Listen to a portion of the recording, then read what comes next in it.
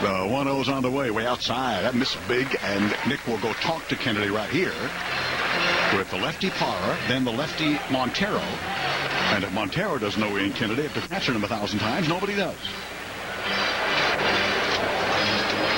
Conference ongoing against the Pirates for Ian. 7 innings, 4 hits, a shutout ball. Padres win the ball game 2-1. Pirates today pick up John Buck and Marlon Byrd from the New York Mets. Nice little pickup for them. Big time. Nice backup for Russell Martin and John Buck. Little right-handed power bat coming off the bench. Marlon Byrd's been swinging a hot bat for the Mets. They tried to move him at the trade deadline, but they got him through waivers and sent him over to Pittsburgh. Runners off first and second, 3-0 Padres. There's a high fly ball down the right field line. That's got a chance to go. It goes. The game is tied. Got behind Parra, 2-0. Takes him deep. It jumps here, just does. Closed, open, whatever. It is a great hitter's park on the line drive that I will tell you would be an out. Maybe on the track in San Diego is a home run here. That's all there is to it. That's not an excuse. That's a fact. Single walk, home run, the 3-3 ballgame.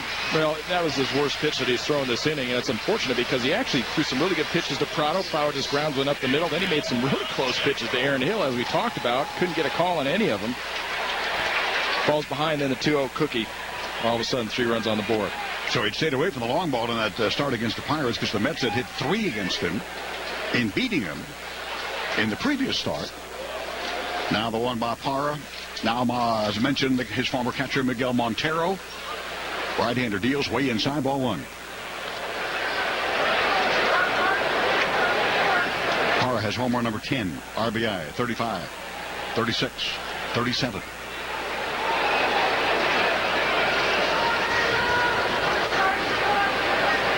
Right-hander deals. This one is in the air to right center field. That's toward the gap. That's uncatchable. That's heading for the 4-13 sign. In deep right center, Venable will go get it. Montero without speed. Some guys here on this lineup in this club would be a third. He's got a stand-up double. They've gone single, walk, home run double in the second inning. After doing a nice job of keeping the ball down in the zone, the first 2 batters, unfortunately, he didn't have anything good to show for it, but he was making quality pitches. Now the last 2 batters, he's starting to get back up in the zone again, Ted. It's easier to hit. Darren Balsley just now arriving at the mound.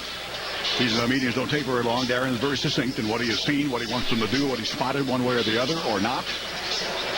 Padre Baseball brought to you by GTM Stores. Visit GTM Discount Stores in Santee, GTM and Lemon Grove for up to 70% off on HD TVs, electronics, furniture, groceries, designer fashions, and more. And anytime you can click GTMstores.com for valuable coupons to then use and take to GTM in the aforementioned locations. Didi Gregorius, rookie shortstop. Runner at second, nobody out. 1 swing, 3 runs in. This swing, foul ball. Chase has got it halfway down the line in foul territory, going to get it. Stops and makes the grab. Halfway between the line and the stands. Gregorius swinging first pitch. Popped up against a struggling pitcher likewise. That helped. Thank you very much, as they say. 1 out, and here is the pitcher homer. Left-handed pitcher, right-handed batter.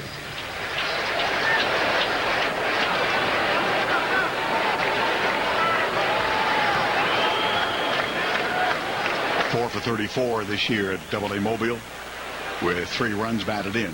Kennedy's fastball is blowing outside, ball 1. 3-3.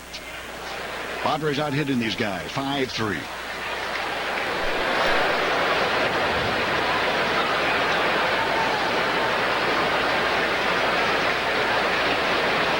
Ian pitch number 30. Fastball strike to the knees, 1-1. Mentioned the Dodgers before they got Clayton Kershaw out there. That's usually a semi-automatic. The best pitcher in baseball, the lowest ERA in the majors. Cubs are underway, batting in the first against him. No score so far in Dodger Stadium. 1-1.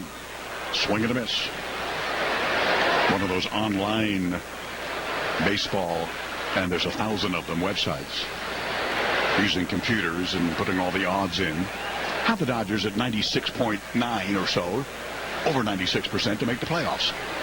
Oh, you think? The 1-2 on the way. Swing and a miss. Holmberg has struck out in his first Major League at-bat. 2 gone in the second. Top of the order, Tony Campana. Hey, fans, Padres Beer Fest is Friday, September 6th. Enjoy craft brews from local and national breweries before the Padres play the Rockies at 7:10. Party starts at $5 beer tastings, and live music. Get your tickets with 4 Friar Funds and a T-shirt for the Padres Beer Fest package starting at just $40. It's a pretty good deal at Padres.com/beerfest. You going to be there, Homer? Homer like beer. Runner at second. That's Montero. Tie ball game on a 3-run home run by Gerardo Parra after the Padres got 3 in the first. Out in front of a chain, swing and a miss, strike 1 by Campana, who grounded back to Kennedy in the Arizona first. So it took a complex computer-driven algorithm to figure out the Dodgers have a good chance of getting to the playoffs, huh, Ted? Yeah. Wasn't for that, we would have not have known that. Oof. That same one had the Diamondbacks, by the way, 3.5% as their chances of getting in the playoffs by a division or wild card. Pitch to Campana, fouled to the plate. 0-2. And despite that, what's he going to say? Kevin Towers can say, no, it's over. It's over. So Kevin, their GM and former Padre GM, says, no, we're not lining up for next year. I don't care about bringing up young guys. I don't care about any, experimentation to see who can play in September when rosters expand. I want to play right now as if I got a chance at least for the wild card. They could do that, but it's a real long shot. 7 games back of the wild card. 0-2 in the dirt, blocked by Nick Hundley. 1-2. Right now, the wild cards would be Pittsburgh and Cincinnati. Not 7 out, but 6 out is Arizona behind those 2. Those 2 teams are better teams. No question. For the Diamondbacks. Oh, yeah. I can't see either one of those ball clubs falling apart. Better in all categories, I think. Time called by Campana at the plate.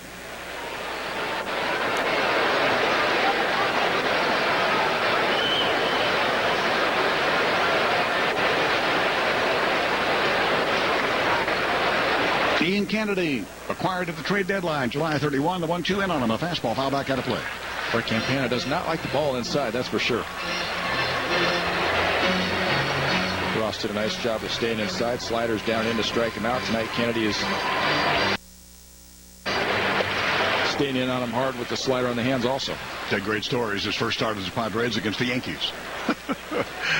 The team that drafted him originally. Now his start here is against his former team, Arizona, and the first trip into Phoenix since they got him. Nice deal. 1-2 inside again, foul back again. 1-2. That's that breaking ball of his that he kind of calls. I was talking to Buddy Black, and Buddy says, it's a slurve. It's a combination, is what Ian says, but Buddy thinks it's more curveball than slider based on the break.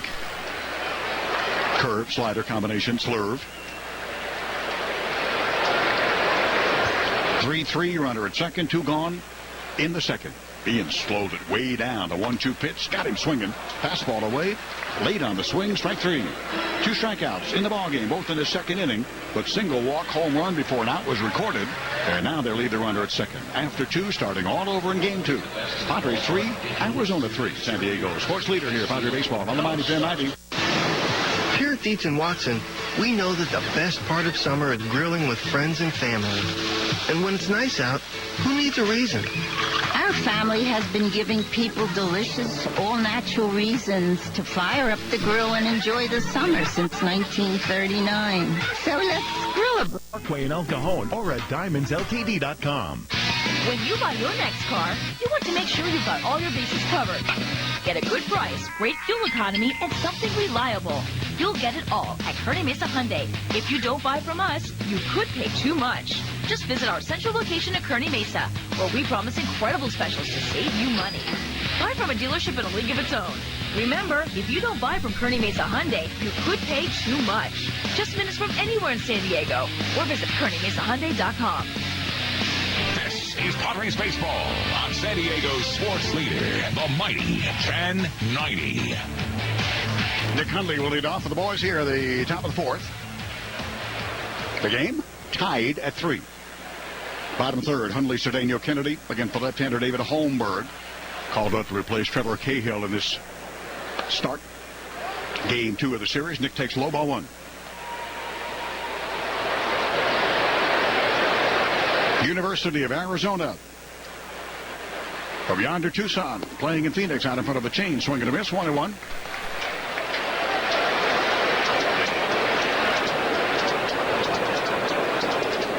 Nick was born in Corvallis, Oregon State.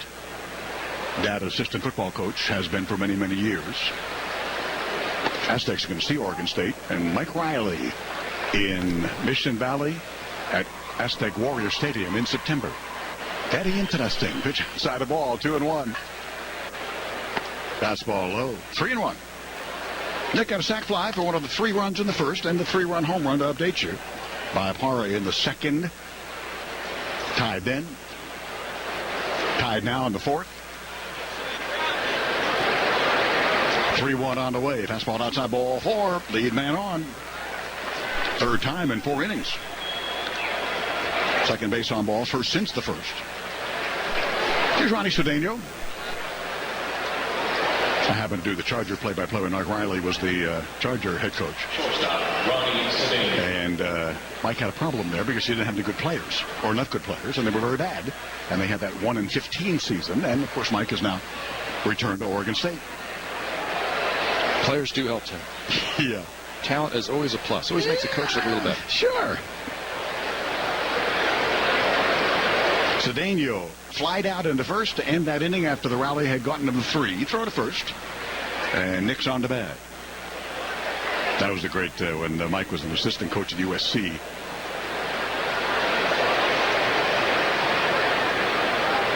And I think he early on cemented the fact that he was just a great guy and a good coach. Lefty sat pitch in at first strike. That was the great line at the banquet one time where his own boss went up there and said, you know what, I got to tell you something. Before I introduce him, if you die, when you die, if you get to heaven and Mike Riley's not there, I got news for you. You're not in heaven. That was a great line. Wow. A great praise, wasn't it? Nice compliment. Yeah. 0-1 in the dirt. Nice block by Montero. Kept it right in front of him. Staring down at Nick Hundley. He goes back to first base. 3 runs, 5 hits by Padres. 3 runs, 3 hits. The Diamondbacks.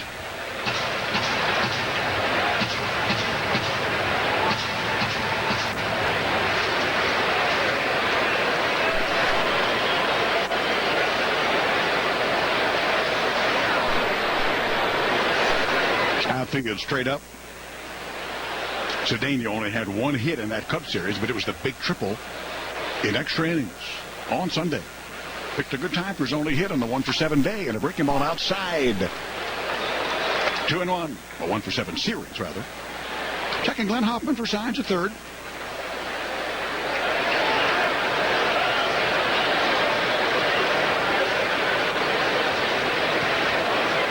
David Holmberg at Double-A Mobile, 5-7 with a 2.66. Throw to first, not close. Hundley back.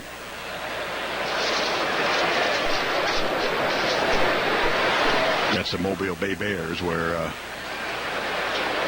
Padres had a minor league team there years ago. 2-1, line drive, third base. Throw it to first to try to get the double play. Not in time. Hundley gets back. Line drive to Prado. 1 gone to the fourth. Here is Ian Kennedy, who doubled leading off the second. But then 3 straight retired. I thought that was a big moment in that ball game for this young kid, this left-hander, in his major league debut to get 3 straight after the Kennedy double and stayed in the game. Could have very easily been knocked out at that point. Oh, yeah. Didn't get rattled, to his credit. He stuck with it through strikes. Made it through his first test. First of many, though. 225-pound left-hander. Squaring the bunt. Throwing the back and inside. Sacrifice was on. Ball 1.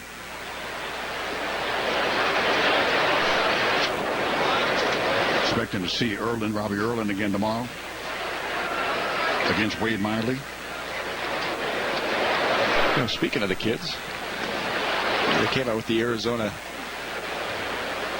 League rosters, fall league rosters. Mm-hmm. Squaring the bunt. This is way outside. Couldn't bunt out if you wanted to. 2-0. Several Padres already selected. Austin Hedges, of course, the top catching prospect, number 2 prospect overall in the Padres organization. Hope you get a chance to play. Corey Spangenberg, former #1 draft pick. He'll be playing in the fall league as well. Tommy Medica, another infielder. I think he'll get a chance to go as well. For other spots also being held for Padre pitchers in the organization. Holmberg once again. Kennedy squares. It's way low, 3-0. Glenn's trying to make an out. He's offering to do that. David Holmberg. Yeah, let him do it. Yeah, rule number 1 when you're on the hill. They always talk about fielding a position. Job number 1, though, as a pitcher, a sacrifice situation, throw a strike. That's quite an honor, though, for those kids to get invited to the Arizona Fall League. All the top prospects in the organizations get a chance to go out there and a chance to compete against some of the best in the minor leagues. Usually that's a little preview of what organizations think of players that are going to be a part of their big league roster within the next year or two. Second baseman Aaron Hill comes in to talk to the kid. Kid has been talked to. Conference over. 3-0 to Kennedy, who squares and takes a fastball strike. Ooh, you better be careful. He almost went too much forward out of the batter's box. Now, as a pitcher, you want to be at the front part of that batter's box. It gives you a better chance of getting the ball in fair territory when you place the bunt down. If you're way back in the batter's box, much easier for the ball to roll foul. But, of course, you can't go too far up there. 3-3 tie here in the fourth. Man on, one away. Looking to bunt, sacrifice on. Way outside. Way outside. Oh, his fastball. No command of it. Ball 4. Moving Hundley to second with 1 gone, and the top of the order, leadoff man to Northfield. Oh, classic rookie mistake. You lose your focus. You start thinking to yourself, hey, just throw a strike, just throw a strike. That mentality does not work. It's got to be hit the mitt. Hit the mitt. You start just thinking throw a strike. All of a sudden, your focus gets soft, and ball starts flying all over the place. So Homer getting himself into a little bit of trouble here once again. So we told you about the National League West as a conference on the mound again. 9.5 game lead, matching the biggest of the year for the Dodgers over these Diamondbacks. The National League Central with St. Louis winning and the Pirates off for the breakage of the tie there, and the Cardinals by a half a game. In the National League Central, Pittsburgh gets beaten again in Milwaukee. That one hurt. 7-6 Brewers. Aramis Ramirez with his 8th home run.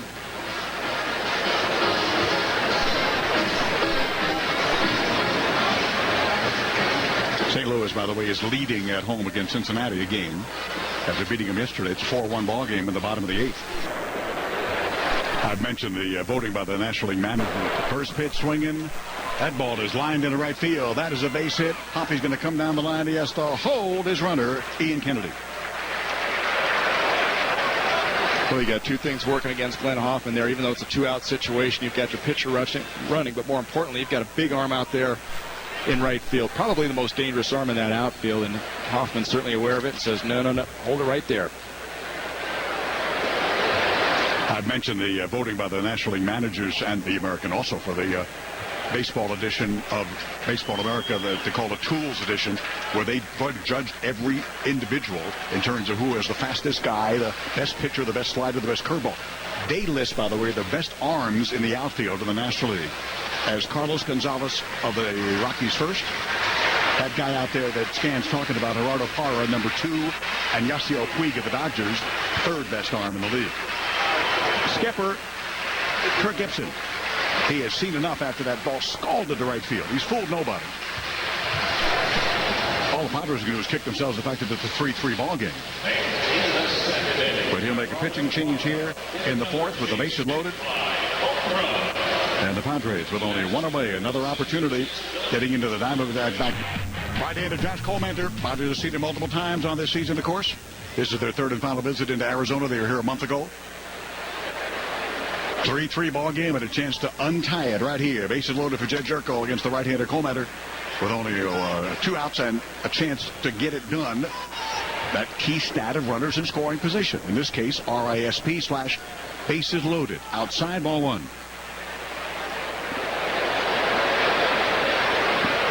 2 gone. Jed, a high fly ball in the left field. It is routine. It is shallow. It is Adam Eaton coming on in, calling out the shortstop Gregorius and makes the grab. That's the inning. Ooh, big opportunity with the lead walk. Then got another one. Then got a single. Left 3 as in leaving them loaded to the bottom of the 4th here. Still in a 3-3 tie with the Diamondbacks. San Diego Sports leader, the mighty 1090. We all love TV, especially for watching sports, and Slingbox makes it even better. There's 50 grand in that store. I say we give it to them. What, 100? Oh, can you say anything besides Look at the sticker in the window. Protected by Bay Alarm. Oh, keep walking. Bay Alarm delivers 24/7 thief relief with the latest... Or Kearney Mesa Fiat Convoy at the 52. Dude, I bet you there's 50 grand in that store. I say we get it tonight. What, 100? Oh, can you say anything besides Look at the sticker in the window. Protected by Bay Alarm. Oh, keep walking. Bay Alarm delivers 24/7 thief relief with the latest security systems and round-the-clock monitoring. Call 1-800-610-1000 or visit bayalarm.com today for your free, no-obligation security review. Bay Alarm. What have you got to lose? ACO 28 CCL 880138. XEPRS 1090 AM Rosarito, Baja California. Padres baseball on San Diego's sports leader, the mighty 1090. Tune in to Hacksaw and Hayworth weekday mornings from 6 a.m. to 9 a.m. for the best 15 minutes in radio at the top of every hour and the best Chargers and Padres info anywhere, all the time, only on San Diego's sports leader, the mighty 1090. Aaron Hill. Ian Kennedy breaking ball for strike. 5, 6, 7 batters. Hill, Parra, Montero. Diamondbacks have won 4. Padres 3 in the previous 2 series here. There's a strike. And he had nothing in 2. Holmberg gone. Former Diamondback Kennedy still here.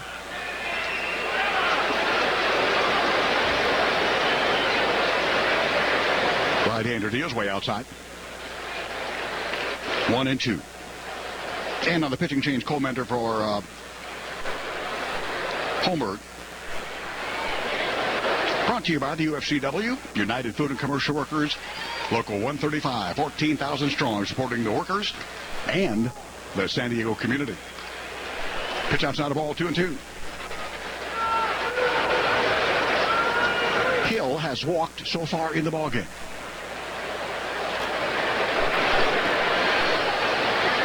Ian's way outside, 3, full count. So definitely staying away from Aaron Hill. First at bat, walked him on everything away. This at bat, same thing, staying away. Had him set up right there for the good slider, just yanked it out of the zone. Right-handed batter, left-hander Gerardo Parra is on deck. He's hit the 3-run home run that tied the ball game. Fastball outside, ball 4. He walked Hill as the second batter in the second. He walks him. His only 2 base on balls of the day is the lead guy on in the 4th inning. And the second time they've had the lead guy on.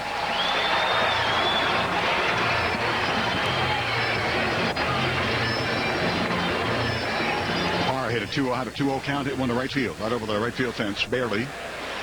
That's all it took to tie the ball game at 3 after the Padres 3 in the first on RBI singles.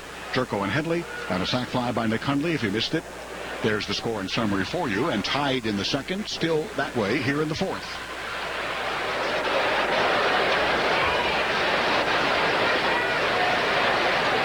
Ian Kennedy, fastball outside, ball 1.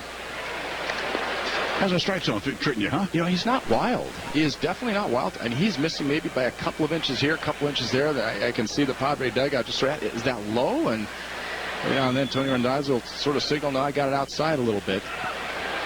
He's trying to do what Darren Balsley has wanted him to do, which is to work down in the zone. He's been down. He's just missing a little bit off the corners.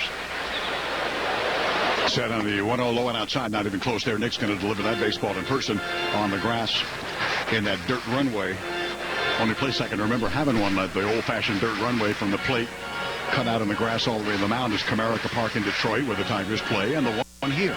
Yeah, I was such a fan of that landing strip, Ted. I mean, all I can think of is, man, that ball's going to come back in a hurry. And it's going to hit the little lip. It's a very good point, you know. It's going to hit the little lip on the grass right as it's getting to me, too, and hair lip. And what positive does it produce? I must be missing it. None. Set on the 2-0 after the talk.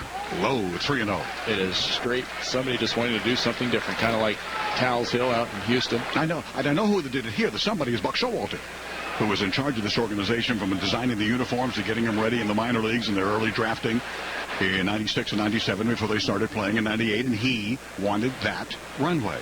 3-0 fastball strike. See, I'd be tempted if I were pitching with the Diamondbacks to sneak out here one night with a big roll of sod and just roll it out there. Just come out there the next day like, what happened to landing strip? At least, or if you don't want to get caught, seed it. Seed it, exactly. Water it. And a month later thinking, look at that. Look at that. We got grass here. We got grass coming in. I like that plan. I could just put it in my back pocket, just sort of sprinkle a little bit out. Look at this. It's a miracle. Nice. Grounder at first. Obviously, tie-breaking run. Inside. Didn't want to give in to get that slurve in there for ball 4. Back walks in the 4th inning. That'll stir the crowd up. And by the way, Buddy Black told me he called Ian in yesterday, as he did when Kastner had the start against the Cubs, his former team. He called Ian in and said, look, I know you're a veteran, but trust me, I've been there. You got to relax. I know you're going to want to win this ball game probably as much as any non-playoff game you've ever pitched in, but don't let that get in your head. And he told Ian a story how, look, I was traded from Kansas City to Cleveland. One of my first starts was against Kansas City. So I'm suddenly facing George Brett and Willie Wilson and all those former teammates of mine, and I was going crazy. I really wanted to beat them so badly. Ian, he said, don't do that. Now, Dan Balsley just came out for our conference. I'm sure it was not that subject, and that conference is over.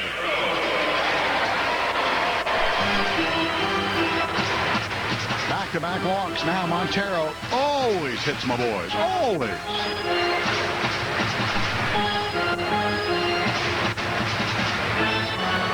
Atlanta at home in Italy. They beat the Cleveland Indians 2-0. Wood over Salazar. Kimbrel, 42 saves. No home runs. Turner Field. Montero doubled in the 2nd. Breaking ball outside here. Taking one outside. I was looking to see if it was a strike, swingable and reachable, if he would swing after 2 consecutive walks. But that one was way outside. That was a no-brainer to take that. They got to double up. Just keep the ball down, let them roll over something.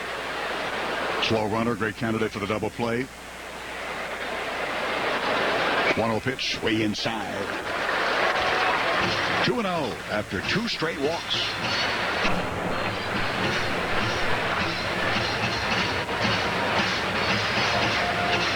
Aaron Hill at second, Parr at first. The Speed's at first, not second.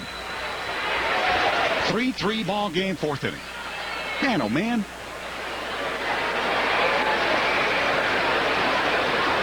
Two-0 pitch.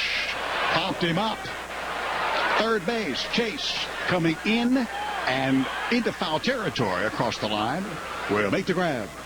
Foul pop. That's one. We're at first and second, one gone, 4th inning. Oh, that's a big out. You fall behind 2-0, and all of a sudden you make one pitch, fastball up in the zone. Montero's not shown to have a very quick bat lately. I don't know if it has something to do with the sore back that he's had, but couldn't get around on that fastball. Jam him, pop him up. Now you are just one pitch away from getting out of the inning, and the bottom of the lineup coming up. Tough guy to double up right here. Didi Gregorius, shortstop. He talking to the umpires. That's my job, you know. Right-hander set on the 2-1. There's a fastball. There's a strike. Well, when I see a guy trying to execute a game plan, trying to do something to make himself a better pitcher, he's working on something. He's trying to make pitches down the zone, and he's done a pretty good job of it, but he's gotten zero help from the umpire. It's just frustrating because you feel like, hey, this guy's trying to make the effort to do something to improve his ball game, and he's not getting rewarded for it. Pitcher at the plate. Ask for time. Stepping off. Ian Patrick Kennedy. I just hate to see him say, you know what, this doesn't work. I'm not getting the calls down here. It's not being helpful. I'm walking guys because I'm not getting the call down in the zone. Forget this. I'm not going to do this anymore. Stick with it. He's got a ground ball. He tries to get it. Can't. Going to second base. No problem. Jed Jerko's right there. I'm not sure Ian touched it. I don't think so. So for now, not that it matters. 4-3 in the scorebook. Jerko to Yonder Alonso. Back-to-back walks. 3 straight. That's what veterans do. They bob and weave. They stay away from the big blow. They did here. And they keep it a tie ball game as the Diamondbacks leave a pair. After 4, Uncle Teddy Scan with you in Shakespeare, Phoenix. 3-3 ball game. San Diego sports leader. The mighty 1090. Dick's Last Resort and the Gas Lamp invites you to come on down for some great grub, beer specials, some rowdy good times, live entertainment with no cover and no class. Dick's Last Resort and the Gas Lamp on 5th Avenue between J and K. If you haven't had the chance to taste what real Mexican food is supposed to taste like, well, then you haven't been to Lolita's Taco Shops. Experience patient. Location at Kearney Mesa, where we promise incredible specials to save you money. Buy from a dealership in a league of its own. Remember, if you don't buy from Kearney Mesa Hyundai, you could pay too much. Just minutes from anywhere in San Diego. Or visit KearneyMesaHyundai.com. Welcome back to Padres Baseball on San Diego's sports leader, the mighty 1090. Padre Baseball at Chase Field, Homer Bob, Bank One Ballpark. In downtown Phoenix for the expansion team of the 1998 season. Padres are in a 3-3 tie here in Game 2 after losing yesterday 6-1. They scored first yesterday with 1 in the first. That didn't matter. Didn't hold up. They got 3 in the first today. That has not held up. Whichever. What's grammar? This is not a grammar rodeo. And Gerardo Parra had a 3-run home run in the second to tie it up. But now more of a bigger question. Alexi Amarista introduced a hit for Chase Headley. I know of no play that we saw where Chase indicated any injury. Hey, it could be a stomach bug or something like that. So we'll hold off on the speculation until they tell us from the clubhouse. But Alexi will bat 4 in here. 4, 5, 6 are scheduled in the 5th against Cole Mender in his first full inning after getting the last out in the 4th and delivers a strike. Players and managers and coaches and the front office people, they do believe that there is a problem with Major League umpires. I don't know what they're going to do about it. They haven't done anything in the last gazillion years that I know of. Even when they tried, it never got better. Ground ball, foul, third base. I'll tell you what players have always said. Yeah. I've heard this every single year from when I was 17 to when I retired at age 37. It was, how about, if they don't do their job well, they lose their job. Aha. You mean like accountability? Accountability. Yeah, exactly. I mean, anybody else that can. Here's Logan Forsythe. Cole Mender, 39th appearance. Excellent ERA, 2.87. Right now, that's 72 strikeouts in 76 innings. Darn good stuff. Logan has popped up, grounded out, 2 out, nobody on, 3-3 tie, fastball strike.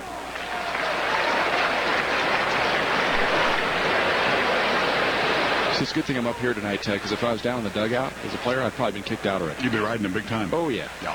And they have very sensitive rabbit ears, and they hear everything. It's low. All the way to the backstop, 1-1. Which is fine. It wouldn't be my day to pitch, right? I'd Sure. be sitting there doing a chart. Which is fine. If I get ejected, no big deal. I hand my chart over to the guy next to me. What was it? I'd be vocal. It'd be a vocal night There's a for me. fine for that, but it's not that much money getting ejected. In there, strike. 1 and 2. A few $100, that's really big to a major league player. Well, that's what it used to be. 3-3. Cole Mender, swing and a miss. Boy, he's just worked them over here.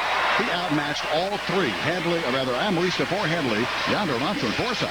With the overhand curve and the fastball, that was the high fastball that Logan chased in order here in the 5th inning. That's how they looked against McCarthy yesterday. Now to the bottom of the 5th. Still tied at 3. San Diego sports leader, Padre Baseball. On the mighty 1090.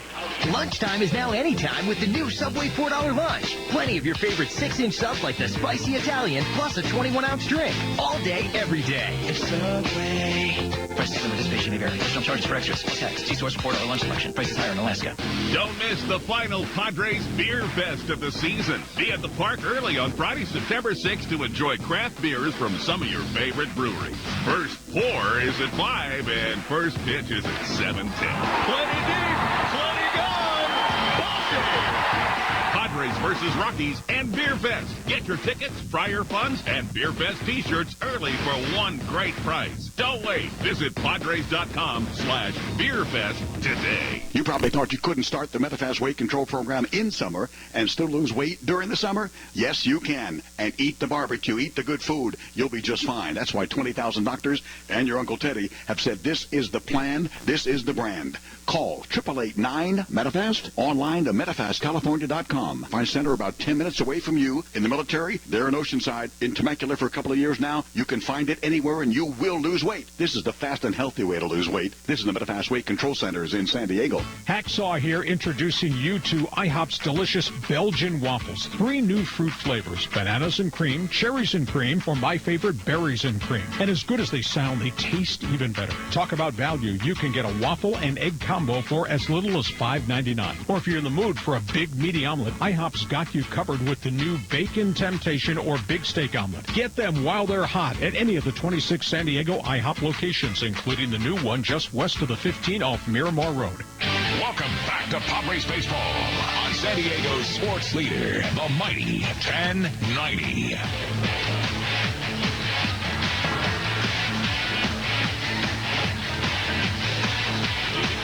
Padres have to make defensive changes with Chase Headley coming out of the lineup.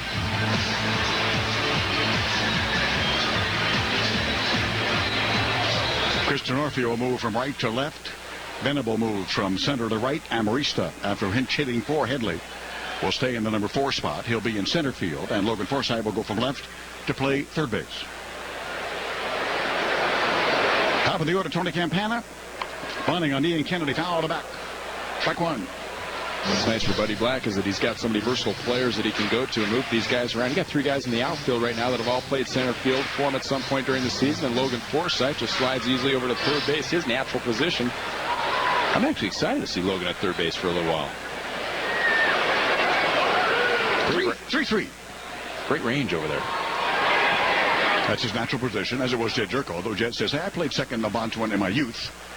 And in high school and college, found back out of play. So Jed feels more comfortable and looks more comfortable at second than people thought. And he has been solid. You know, if I had to make a choice of where I'd want each one of those, Forsythe and Jerko, I'd leave them right where they are right now. I'd leave Forsythe at third and Jerko at second. Campana 0 for 2. Has grounded out and struck out. Pitch number 8-0. Way high for Ian Kennedy coming here in his 5th inning. An 0-2 pitch is fouled back out of play. Just to our left.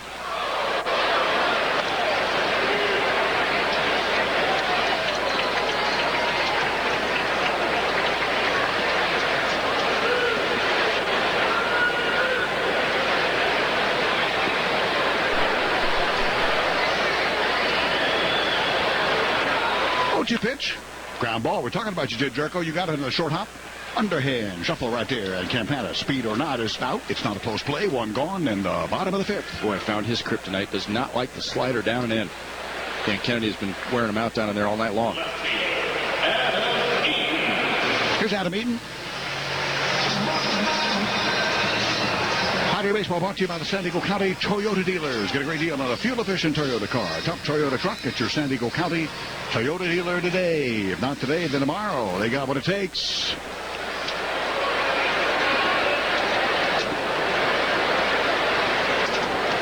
Eaton pop-up fly to center. First pitch fastball fouled back off the screen. You probably hear that right by the microphone that's attached to the middle of that screen. So you people behind home plate, you want to keep it into a family broadcast. We've had that happen, you know. What's that? Through the years where somebody close to that microphone is yelling to a friend, hey, and dropping some bombs. That's not good. It's not good. Right-hander delivers, it's low because we're not working like talk shows. Talk shows use a device called the delay, where it's a 6 or 7, whatever seconds by the time you say it on the microphone, or the caller says it on the phone. It's a delay, so if he says something that he shouldn't say, you can drop it and it doesn't get out on the air. Don't use that during sports events. 1-1 outside. Eaton left-handed batter. That goes for managers yelling at their owners also, right, Ted? Sure. Pull a Joe Girardi. Yeah. I think things worked out okay for Joe, though. Not at the time, but now, sure. Lined into center field. That's toward the gap. That's a base hit. Going to roll for a long way. And Eaton has got speed. He's on the way to second. He's taking 3. Up in center field. Amarista into third base with a stand-up triple. That is Adam Eaton here. Tie-breaking run. 1 gone. 5th inning, Arizona.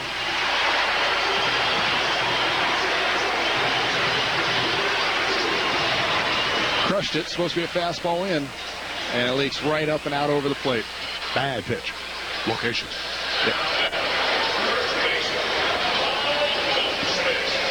Gaul Goldschmidt, the RBI guy, number 1 in the National League. Has grounded out a walk so far here today. That is only hit number 4 against Ian Kennedy. Buddy will bring the infield all the way up. Try to cut off the tie-breaking run. Kennedy's first one. Swing and a miss. Nice pitch. Good hard slider on the outside corner. Cubs lead the Dodgers 1-0 in the 4th inning. But the Dodgers batting in Dodger Stadium. 1 run off Clayton Kershaw. That's a big deal right there. That's about his average. ZRA is just over that. High fly ball. Trouble to right field. Toward the right field foul pole. Dive in the backhand. Can't get it. Venable. That is a fair ball. That will bounce up. Indication is ground rule double. On to score is Adam Eaton. 4-3 Arizona. That big guy has got as much opposite field power as anybody this side of Giancarlo Stanton. Woo-wee.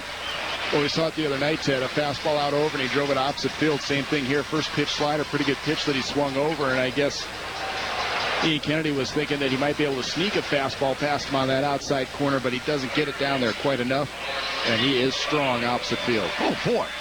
Oppo, big time. Great effort by Will Venable. I paused because I've seen him make those great catches in right and in center, but he missed this one. He couldn't find it for a while. It didn't matter. It was going to be a double all the way. And it did not get over, by the way. Did not get over. I thought somebody might have touched it, but it was not. It was high off the fence. Bounded away from Will. Yeah, it actually hit the foul pole. It bounced up. Right. The foul pole came back in. It went over his head, and he's looking around for it. Rolled into the little corner there. He couldn't see it, so. Great effort by Will, though. Full out. Sold his body out. Full extension dive. Going toward the line from right field. Here is Martin Prado. First Diamondback lead of the day. Pitch is outside by Kennedy, ball one.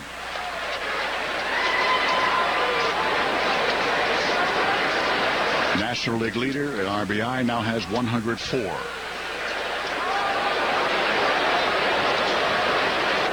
Leads Alan Craig of the Cardinals by 9. Tied for the home run leadership with Pedro Alvarez with 31. As Alvarez got number 31 in that homestand against the boys just concluded. Coming high again with a fastball, 2-0. Prado single, fly ball to center, 1 for 2.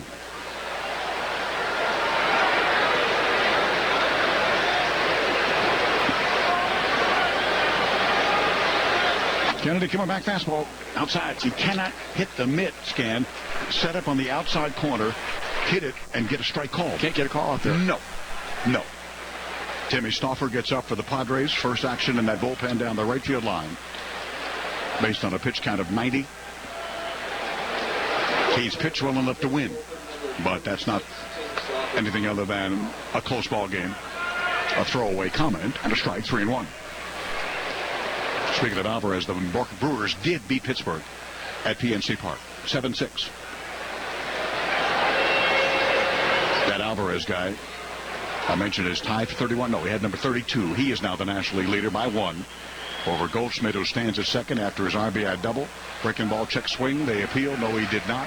That is ball 4 to Prado. Walk number 4. These are the big decisions for managers. Now, or do I wait? And Buddy always gives the veterans a little more rope because he thinks they've earned that. He's been in that situation, he knows, as a former Major League pitcher. It's Aaron Hill. Oh, I think there's another part of it also, Ted, and we've seen Buddy do this with new pitchers before. He wants to see what a guy's capable of doing. He wants to see if he can work out of the jam. He wants to see if he can get out of that tough situation in the middle of the ball game. And now Ian Kennedy is getting his opportunity to show Buddy what he can do. Colt Hines gets up with Tim Stauffer. Hill has walked twice. Takes the breaking ball for a strike. 4-3 Diamondbacks. The boys still out hitting Arizona 6-5. The one blow was the big 3-run home run by Parra. Changed everything. And the boys have not been able to add on since their 3 in the first. And Holmberg, did he look beatable? My gosh, breaking ball hit him right in the back to load the bases. Not what he wants. Clearly, they're booing. Yeah, he wants to hit him with a curveball, and he wants to load up the bases. That's good. I understand the fans are reacting with their heart, not their brain. That's their guy out there. He'll gladly take the base. Here is Gerardo Parra, who hit that 3-run home run. Here comes Darren Balsley.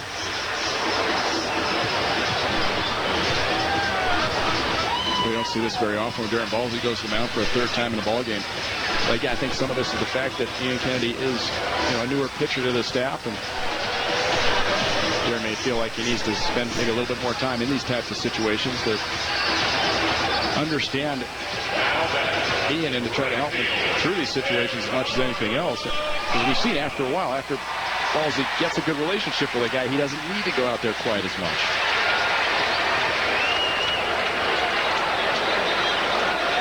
All of them facing him for the first time, him being Ian Kennedy, ex of the Diamondbacks. Bases loaded. For the first time in the game against him, pitching to stay in the game right here at pitch number 95 to the left-handed batter, who hit the home run, then a walk. First pitch to him, fastball strike. Good luck.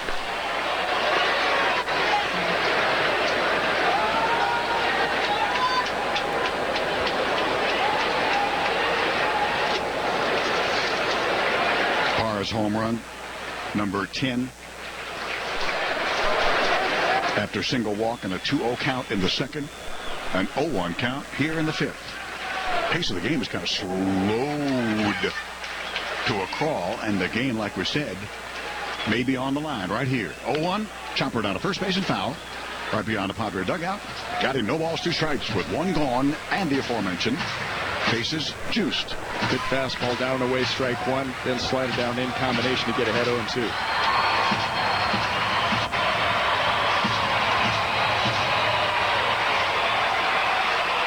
Goldschmidt at third, Prado second, Hill at first.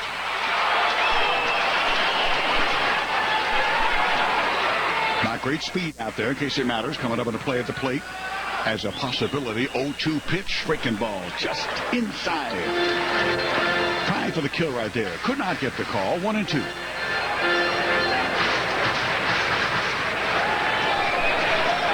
Matt Williams walking down the line here. They pick up his runners if they get it in play. Third base coach.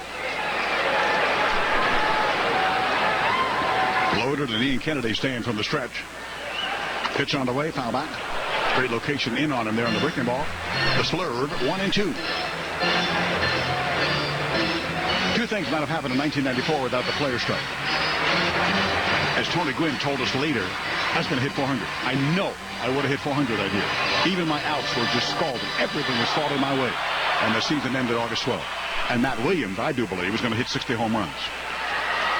Legitimately. Cleanly. We'll never know. Loaded, 1 gone. 4-3 with a run in here for the Diamondbacks. A 1-2 pitch. High fly ball to deep center field. Long run, Amarista. He's going back there. He can't get it. It's off the wall. Goldschmidt will score. Prado will score. Aaron Hill will hold on. Diamondbacks 6-3.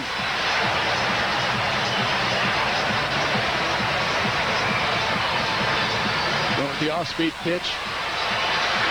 After seeing a few off-speed pitches in that at-bat, Parr able to stay back on it, give it a good ride. Amarista had a long way to go, and I think Alexi wasn't really sure if he thought he had a shot at catching that ball, whether he was going to play it off that big wall in center field. He opted to try to play it off the wall, and it actually never hit the wall. It came up short, and he had to wait for the bounce to come get to it.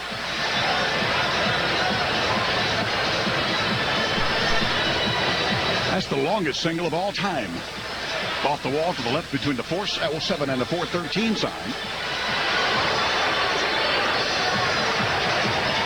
Well, the problem was Aaron Hill was thinking that ball was going to be caught, and he was actually tagging up on first base, thinking that he was going to be able to tag up and go to second. And Parr was all the way almost to second when he had to retreat to first.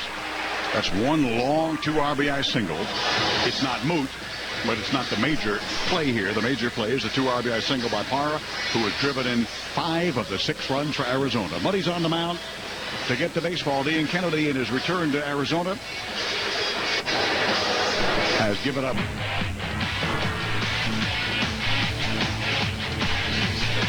Padres will bring on Colt Hines here, the lefty, against the lefty Montero. At the lefty, Parra takes Ian Kennedy off the center field wall. They should have runners second and third with only 1 away, so they catch a break here. On the bad base running by Aaron Hill, who clogged that base at second, not allowing Parr to get the second where he would have certainly been, as the ball not only hit the wall but came in toward the infield, being chased by Amarista. Montero, breaking ball, inside, ball 1. 6-3 Diamondbacks. First and second, 1 gone. With Hines coming on, Marcotte will go into play left field. And Denorfio will move once again from left back to right. Amarista will go to third. Venable, who started in center, is also back to center as Denorfio is back to right. They ain't seen that too often. Pitch outside. Ball 2, 2-0. Montero doubled on the pop-up. 3 hits in the inning. The 4th, the 5th, the 6th for the Diamondbacks chasing Ian Kennedy. You know what? I don't mean to be Mr. Sunshine here, trying to paint a picture that's not true, but in this ballpark, 6-3 ain't no big deal. This ball just, it ain't Denver, but it's close. And that's the second ain't, forgive me, of the half inning. But you can come back here at least, and you have chances in the 6 through 9. Well, especially against a bullpen that's been used up a lot lately, Ted. Oh, sure. It's not that I would say, oh, it's over, man. Game over, man. That'd be stupid. So I'd say nothing. But trust me when I tell you it's not over here. In this great park, it's not over. Fastball to the left-hand hitting Montero. Outside, ball 4. Now that kind of thing in relief, that'll kill you right there. I can say it could be if you keep walking guys coming in and out of the pen. That's your job, is to retire that first batter, especially a left-hand hitter. And Cole Hines just doesn't get the job done. That loads him up for the second time in the inning. And you got only one away. You need a double play. You need it well and quickly. And Gregorius is a tough guy to double up. Yep. He is as fast as anybody except Campana, maybe the second fastest on this team. And a left-handed batter in terms of out of the box and getting to first base faster, as left-handers do. Got nowhere to put him. Got to go right after him. Hill to third. Parra to second. Montero now at first. Pitch to Gregorius. Fastball outside, ball 1. In the 8th spot, he was 0 for 2 against Kennedy.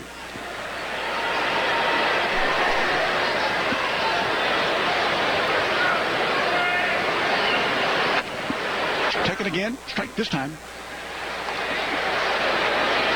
Fastball slider on the sequence. 1-1. Joshua Colt Hines, debut season. Making his 16th appearance. Swing and a miss. Came back with that same breaking ball. 1-2. 8th batter, only one away. Ouch. But as mentioned, the key is escaping here with only a 3-run deficit.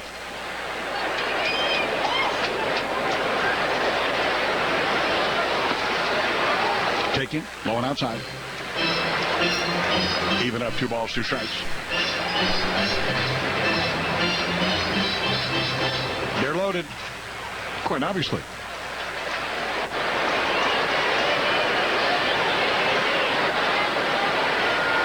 Colt Hines' pitch, a breaking ball hit down to first. Yonder, a line drive. He's got it. He goes to first. Way off the bag is Montero, caught in no man's land. That's just what they needed. Yes, they've stayed in the ball game on a 3 unassisted double play on a ball scalded. Hines didn't fool him, but he got him out. That's all that matters. 3 runs, 3 hits, 2 left. After 5, 6-3 Arizona in Game 2. San Diego Sports Leader. Here's Padre Baseball on the Mighty 1090. Hi, this is Cameron Durkle, SDG&E's Community Fire Safety Manager. The best time to prepare for an emergency is before. GTM stores in Lemon Grove % off 2 regular priced items. Welcome back to Padres Baseball on San Diego's Sports Leader, the Mighty 1090. Padre Baseball here in Arizona. Road trip number 11, if you're counting, on this 2013 season. Ted Lightenbaum's Canla with you. 6-3 Arizona lead. It is their first lead after they get themselves a 3-run home run to tie at 3 in the 2nd and a 3 spot in the 5th. Josh Colmender struck out the side in his first full inning, the 5th, after getting the last out in the 4th. The bottom third scheduled here. Nick Hundley. Cedeno. No doubt a hitter for Hines. Right-hander Colmender deals. That overhand curveball in there for a strike. Colmender 6'2" and 235 from Homer, Michigan. Ground ball, third base. Right there is Prado with the grab and the throw, and 1 away. We know Homer's a bad city or a bad name for a pitcher. We got that. Pitcher from Homer, 1 away. Here's Cedeno.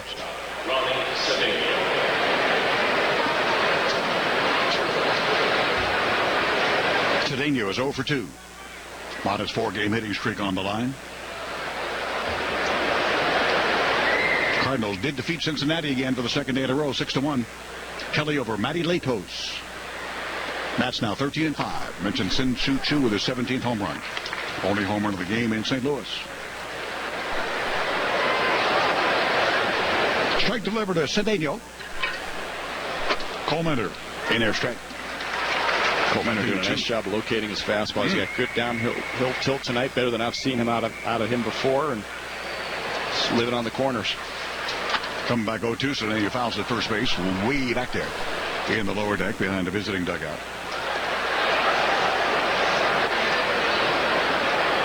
So the Cardinals win. Pirates lose. Back to a 1.5 lead for St. Louis. National League Central. 0-2, fouled away. This time, second deck, first base. Got those suites up there above the press level. Suites, skyboxes. Didn't have those in the old stadium, that's for sure.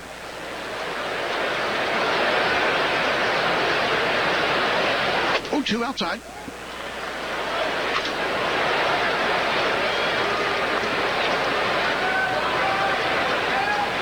Mentioned Hines, but it was Kotze. That was a double switch. That part was not announced in the press box, but he's in the number 9 spot. Line drive, shortstop reaching out for a pitch away. On the 1-2, Langs to Gregorius, the shortstop, 2 gone in the top of the 6th. Now Kotze. Kotze Coleman.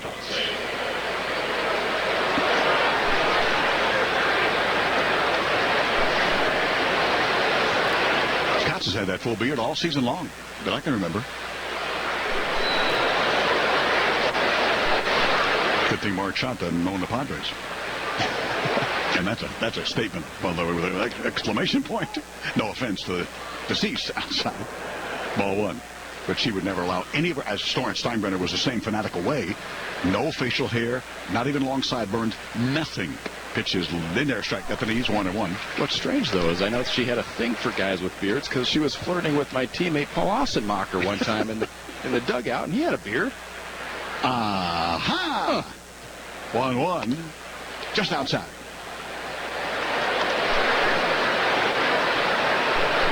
Yeah, Paul and I were sitting down there at the end of the dugout, and all of a sudden, hey, Scan, look, I'm flirting with Marge. No, you're not. 2-1, swinging a miss fastball. Yeah, watch. And he gave a little wave, and sure enough, she just gave him a little wave right back. Way to go, Paul. You're going to get traded in a couple of days, buddy. He never did make it over to Cincinnati. She was quite the controversial owner, I'll tell you that. Indeed. 2-2 pitch on the way. Line down the left side and out of play. 6-3. Diamondbacks, 2 out, nobody on. Commander now is retired. 6 in a row. In relief of Holmberg. Man, was he imminently hittable. They got that 3 spot in the first. They could never add on. That was a problem, all right. Leaving 1 on in the second and 3 in the fourth. Woulda, coulda, shoulda. Ground ball, second base. Overshift on. Second baseman's right there with a grab and a throw. That's all for Kotze in his first at-bat after coming on the double switch. 7 in a row retired out of the bullpen of the very, very tired and not so good Diamondbacks. What they've got it done here to the bottom of the 6th with a 6-3 lead in Game 2. The winner here, if it's Arizona, they'll take the series. 1 more tomorrow, 6:40 on San Diego Sports Leader, the Mighty 1090. Here at Dietz & Watson, we know that the best part of summer is grilling with friends and family. And when it's nice out, who needs a reason? Our family has been giving... Through Labor Day, Sid's entire selection of carpet, wood, laminate, porcelain, and stone flooring is on sale from 10 to 50% off. Major League Baseball scoreboard update. Adam Clark from the Mighty 1090 Studio. Athletics in Detroit tonight. Game tied at 3 apiece in the 5th inning. Brandon Moss would face Justin Verlander. Texas in the AL West. Now back to Chase Field. Here's Ted Leitner. All right, thank you, sir. Bottom of the 6th, ready to go. Josh Coleman, he has stabilized the ball game big time and picking up that 6-3 lead. Been retiring 7 straight of my Padres. Bottom of the 6th and the 6-3 lead. Coleman in his second at-bat. Check swing outside, ball 1 from left-hander Colt Hines. I got to figure that the left-hander out there in relief, it's got to be Colt Hines because he's all they got from the left side, inside. I remember Padres seasons back in '96 and a couple of others. They had no left-hander in the bullpen at all. And they did just fine. Just right-handers should be able to get both out in many cases. That ball skips in the dirt and hit him. Doesn't matter if it hits the dirt or not, it hits you, and you don't swing. It's a hit batsman, and it is, and the lead man is on here once again. Yeah, I don't think you have to have a lefty in the bullpen. It's nice. If you have somebody who is truly a left-handed specialist, that's fine. I mean, it's great to have that guy, no question about it. But I'll take the right-hander that's got filthy stuff and get guys out from both sides over, just a mediocre left-hander. That's 10-4, I believe. A lot of times the lefty, righty stuff a little overrated. Not always. Sometimes there are certain matchups where it's certainly relevant, but not always. Good stuff plays. Campana trying to bunt his way on there with Amarista deep at third. Lays off and takes it high, ball one. In fact, later that season, longtime Padre fans will remember in that Keep the Faith season, where they did win the National League West after blowing about a 5-game lead in June, but came back to win it. Later on, they did have a left-hander when Fernando, who was kind of losing it by then, left the starting rotation and went to the bullpen, and they had him as a lefty for the last month or whatever it was of the season. But not up until then. Well, was he really a specialist, or was he more just a left-handed arm in the pen? Left-handed arm, yeah. And very much so. Fastball outside. 2-0. But to show you how guys will still many times go strictly like it's not just by the book, but by the Bible of lefty, righty, all the way. 2-0 by Hines. There's a strike. That they bring Fernando in, and they would use, the usual matchups, like a right-hander against him. Not understand that his main pitch with a screwball that really got right-handers out. Yep. Made no sense, but they still did it. 2-1, popped up left side. Coming down the line, Amarista, more than halfway in foul territory from third and makes the grab. 1 away. And I wonder how much of that is just managers who are afraid to say, hey, I covered myself. Yeah. Exactly. The press comes in. How do you have the lefty, right? That was one of the things I really respect about Don Zimmer, my first big league manager. He was not afraid to go against normal convention and just say, I'm going with my baseball instinct and my baseball gut right here. When it worked out, it was great. If it didn't, he was willing to take the heat. Yeah, because there are a lot of managers who are worried about that post-game news conference thinking, hey, you stayed with that, you used the left-hander against the left-hander or whatever. Well, yeah, because of Fernando's screwball, but they didn't do that. Nobody did that. They all went strictly with the right-handers because he was a left-hander. But that screwball would break away, of course, like it does against the right-handed batters and get him out. Strike to Eaton. Speaking of left-handed batters against the left-hander, Colt Hines. Next one low and inside for a ball 1-1. He had a double the last at-bat. 1 for 3, just like he was at the end of yesterday. Fastball Hines. Strike. 6-3, Arizona. And it's not H-I-N, it's H-Y-N-E-S, which he noted through the season. Since his call-up, the 1-2. Down the left field line. Long run out there for Cedeno. Long run coming in. Sit slide by Kotze. No play. It's in the seats. In the seats, out of play. A ball and 2 strikes. Hines from Oklahoma City. Went to Weatherford, Texas, with the Weatherford, Texas High School.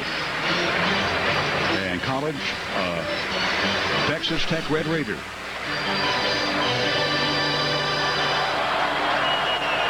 Signed by Padres scout Tim Holt in 2007.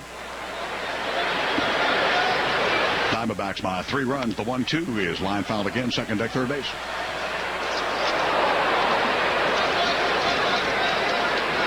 So Ian Kennedy in his return to Diamondbackville, or whatever they call it. 4 1/3, 6 hits, 6 earned runs. 4 walks, 3 strikeouts. Home run, hit batsman, 99 pitches, 62 strikes. Foul back out of play. Another nice pitch by Colt Hines. Ted, we were just talking about the lefty-righty matchup. Colt Hines is actually a guy that's had great success against left-handers so far since being called up. They've hit only 136 against him. Big foul up, Paul Goldschmidt on deck. Doesn't strike out many lefties, but he gets them out. The 1-2. This one is blooped to center field. That's a Texas leaguer. That's a base hit. Won't get this one out. Eaton will be on with back-to-back base hits. Doubled in the 5th. Single here in the 6th with 1 away. Here's that guy Goldschmidt. Hey, fans, tune in to Hacksaw and Hayward tomorrow morning from 6 a.m. to 9 a.m. to discuss and react to tonight's game right here on San Diego's sports leader, the mighty 1090. The Giants in Denver have defeated them Rockies 5-3. Petit over Bettis. Sergio Romo saved number 32. Hunter Pence homer number 16. Pablo Sandoval number 10. The Giants win. Buddy Black's coming out to get the baseball. Coming out to get Brad Boxberger, the right-hander, against the right-hander Goldschmidt, followed by Padres on the road in Phoenix and Los Angeles. Big weekend series. I know a bunch of you will be coming up there. By car, by train, very few by plane. We'll see you Friday, Saturday, Sunday. Friday, Saturday night, Sunday afternoon against the Dodgers, and coming on back against the Giants and Rockies in the upcoming homestand beginning on September 2. Paul Goldschmidt right now to greet the right-hander Brad Boxberger. 6-3 Arizona. They have first and second on a hit batsman single. Around the pop-up by Tony Campana. Goldschmidt nailed him for an RBI triple yesterday, an RBI double today. This guy goes to right field. He did it yesterday. Same thing opposite today. Big, strong fella. Runners off first and second with one away. First one to strike. He was taken all the way.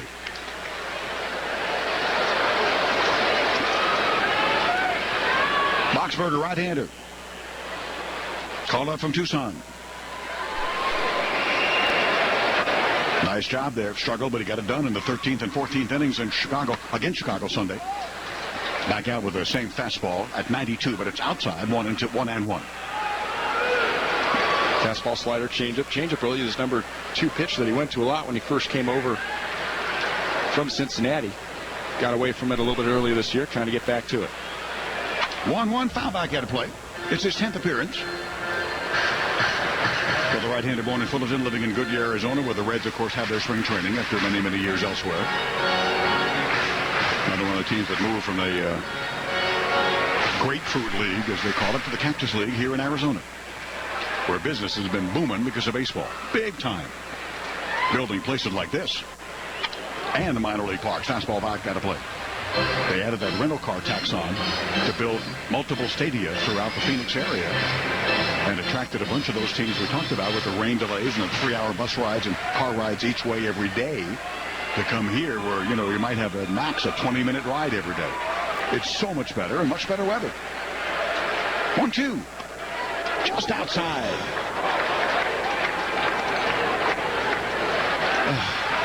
I know. I'm not even going to go there again, Ted.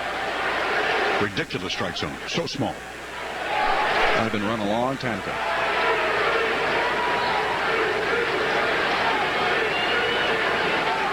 Set on the 2-2. Breaking ball low. Full count. Sure. Why go after that one if you know it's not going to get called a strike on the better pitch right before it? And by the way, we would say this if a Padre, you know, was batting. Same kind of thing. It is what it is. It's not a question of rooting for a team either way, or just stating what it is. Runners do not go in the 3-2, and it's fouled out of play first base. Now the Padre dugout. It's my bias as a pitcher. I'll tell you that. It's not a Padre bias. No. I just see guys executing pitches. I see a catcher setting up on an outside corner with his mitt in the spot. Guy hits the mitt, and he doesn't get the call. And once in a while, it's fine. When it's been time after time after time, you just feel like, wow. For a little reward for executing a pitch. Pitcher Colemeter at second. Eaton with speed at first. This is line down the right side. Trouble again. Into the corner. Slicing foul is foul. Runners back to first and second on a 3-2 count here to this big, strong RBI leader. And now second Pedro Alvarez by one measly home run for the National League leadership, 32-31.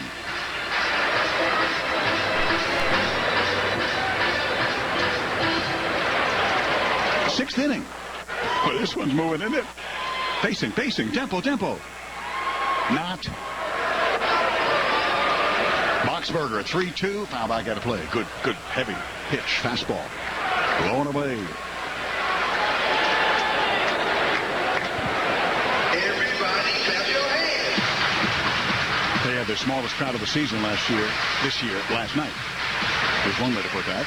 16,871 yesterday. That's our smallest crowd since 2011. 3-2 pitch. Low ball four. Loaded for the third time in the game against Padre pitching. The red-hot Martin Prados hit in 13 to 14 ball games, including a hit yesterday and a hit and a walk today. And he has scored 2 runs.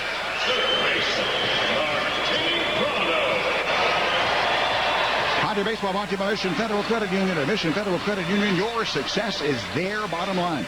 For great rates, easy assets, and in addition to easy access, a better banking experience all around. Call them, stop by, or visit missionfed.com today. All San Diegans are welcome. Loaded, staying from the stretch, delivering outside. Ball one is Brad Boxberger. I told you we didn't want to speculate earlier about Chase Headley, but the thing that I had feared, since there was no play that he seemed to hurt him on, was the back that's caused him problems in previous seasons. Appears to be causing him some trouble tonight, leaving the ball game with a tight back. 1-0. Low on a breaking ball. Slider missing 2-0. I'm glad that hasn't been an issue for Will Venable this year. He's had it before, you're right. Yeah. Bad backs, man, they'll put you down. Todd Helton's battled it for years in Colorado. 2-0. Outside, no place to put him. Routine number one. Cliche number one, and a 3-0 count with the bases loaded. In this ballpark, as I swear to you, it's a ball game in the 6th, down 3. But a little bingle here, you're 8-3. You're in a heap of trouble in any ballpark. That's the honest truth. Aaron Hill, another right-handed batter on deck, taking on the 3-0. Outside, ball 4. 7-3. Arizona, bases loaded. Walk to Prado. He walks for the second consecutive plate appearance in the 5th and 6th. Back-to-back walks out of the bullpen. That's just a killer. Well, it's the second time that someone's come out of the Padre pen, and the first batter that they face, they've walked, and that's the number one rule coming out of the bullpen. You have to get that first guy out, by almost by definition. And coming in out of the pen, it's usually with men on base, trouble situation, and that's one of the key stats that teams will actually watch is how good is a bullpen guy at coming in and getting that first batter out that he faces. And by the way, Boxberger, it's a limited sample, as they say in his caller from Tucson, but he is now on the first batter only retired 4 out of 10. That's bad. That's bad. Taking low is Aaron Hill, ball 1.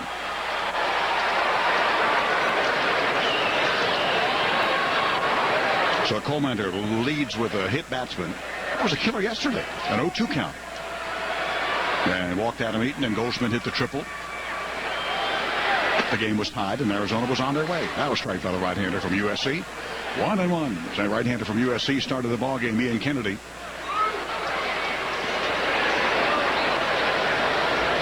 Had to feel really odd going against these guys in this uniform, in this ballpark that used to be his. But 4 1/3. 6 hits, 6 earned runs. The breaking ball curved inside by Boxberger. 2-1. Now puts Eaton at third, Goldschmidt at second, and Prado at first. Prado with an RBI yesterday. The one here, a gimme on a base-loaded walk, number 69. For an infielder, a ball can play. 2-1. Line to third. Grant Amarista chases to third. But back in time. He is Eaton. Line drive softly. 2 outs in the 6th. That guy, Geraldo Parra, has been the guy that's hurt him a lot today with a 3-run home run and a 2-run single. That's 5 of the 7 runs right there. He's driven in.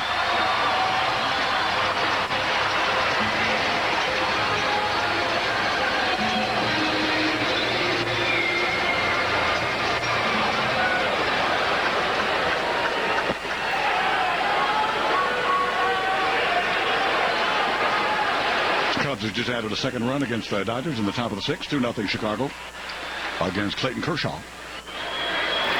Brian Wilson is now in for Kershaw. He finished up in the 9th inning yesterday, the bearded one, ex of the Giants, who's making that comeback. Strike 1, Parra. Tim Stoffer back up in the Padre bullpen for the second time tonight.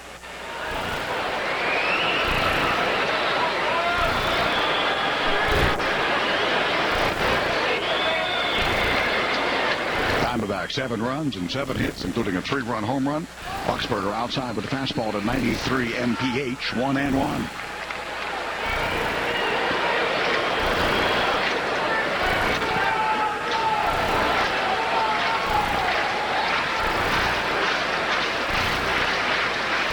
Right-hander set. 1-1, swing and a miss. Perfect location. Inside, can't get the arms extended. 1-2 to Parra.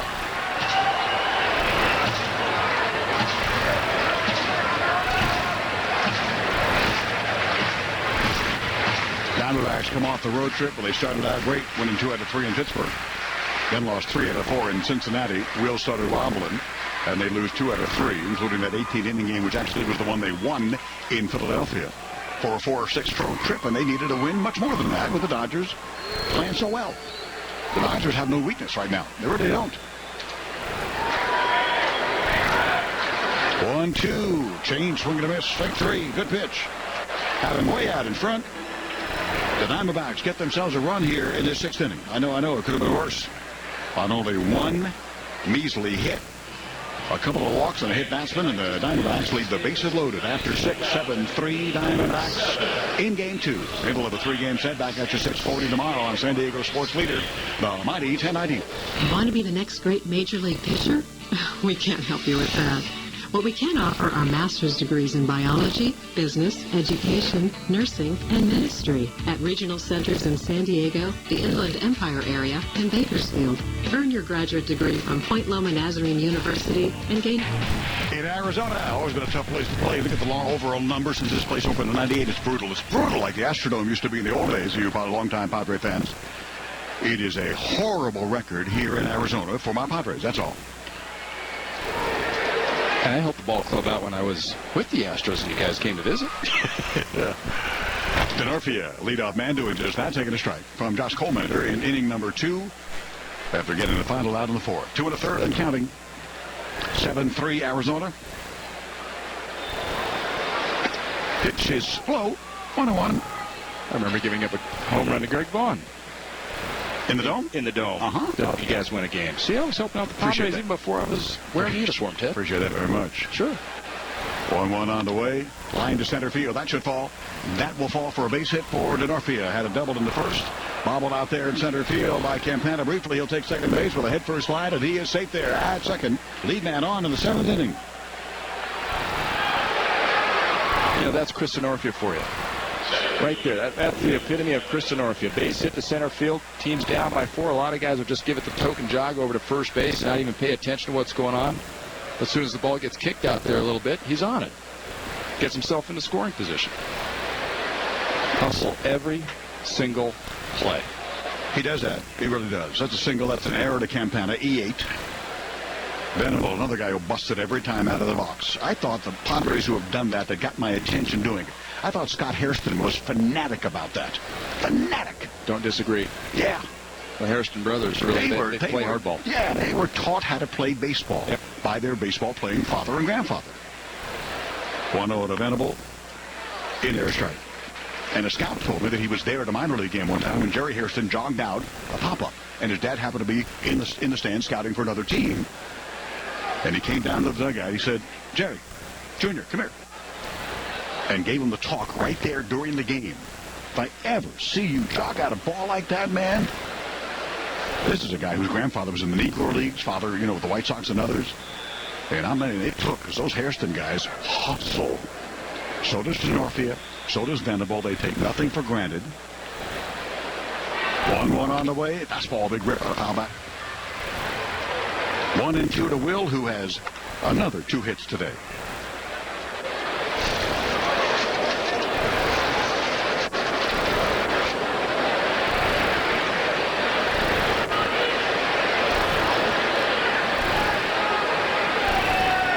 Only 5 players in majors have 19 home runs and as many as 15 stolen bases. This guy, Will Venable of your Padres, is one of them. Coleman around a 1-2. Got up. Pitch out of the zone. Fouled back in a cutter. 1-2. Joey Thatcher. We know him well. He's up in the Diamondback bullpen. Things like they flow off the tongue, you know what I mean? Joe Thatcher. It's strange to see him wearing up down there with a red cap on his head. Up for the Diamondbacks. These changes. 7-3 Arizona. Lead man at second. The 1-2. Popped him up right side. Back out Aaron Hill coming in. He should be called off, and he is by the right fielder. Parra makes the grab in shallow straightaway right field. One away. Second time they retire Will, but the 2 singles in the first and the 4th.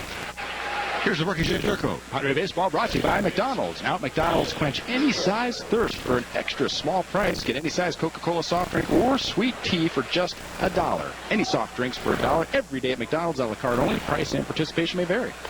We were talking about Jerry Hairston 2 days ago. With the media surrounding his locker, they asked him about the kid, Puig. And he called him out. Jerry being the veteran, he said, "You know what? Great talent, all that. But I'm really, we the veterans are tired of the nonsense. We're tired of the, plays trying to stretch balls that have no chance to be stretched to an extra base. The mistakes he's making, we're not in a race, but we're in a race, and it's got to stop. And Mattingly backed him up, and nobody said in, nobody said otherwise. And the message was, I assume, whether it's received by Puig or not, it was delivered by Jerry Hairston. Pitch outside to Ted Jerko for ball one. I know Adrian's pulled him aside a couple of times as well. There have been a number of players that have been trying to mentor him and teach him how to be a big leaguer. Pitch to Jed, swing and a miss. On a curveball, 1-1. Because that team also understands that they are going to the playoffs most likely. 96.9% chance. Is that what the Matrix told you, Ted? Sure. So assuming that they go, they can't afford to have that. I mean, you get away with it, playing teams that are under 500 at times, but against playoff teams in playoff situations, that's going to cost you big games.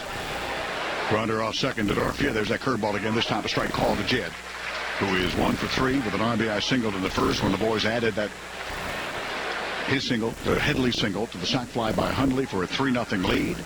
Parra's 3-run home run off Kennedy in the second tied, and the Diamondbacks get another 3 spot to take the lead in the fifth. Add on in the sixth for the 7-3 total now.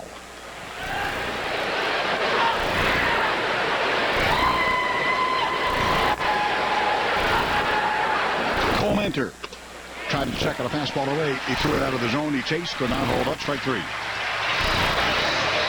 Haven't seen Jet do that too much in the last 10 days or so, but Cole Mentor got him on that one. Cole Mentor throws straight over the top, and for the most part, he's been throwing down in the zone tonight effectively, but 2 or 3 times he has gone up by design. That time it was perfect. Right around the armpits. Tempting. You feel like you can catch up to it, but just gets by you. Here's Alexi Amarista. Struck out of the pinch hitter for Chase because of Chase's bad back in the fifth.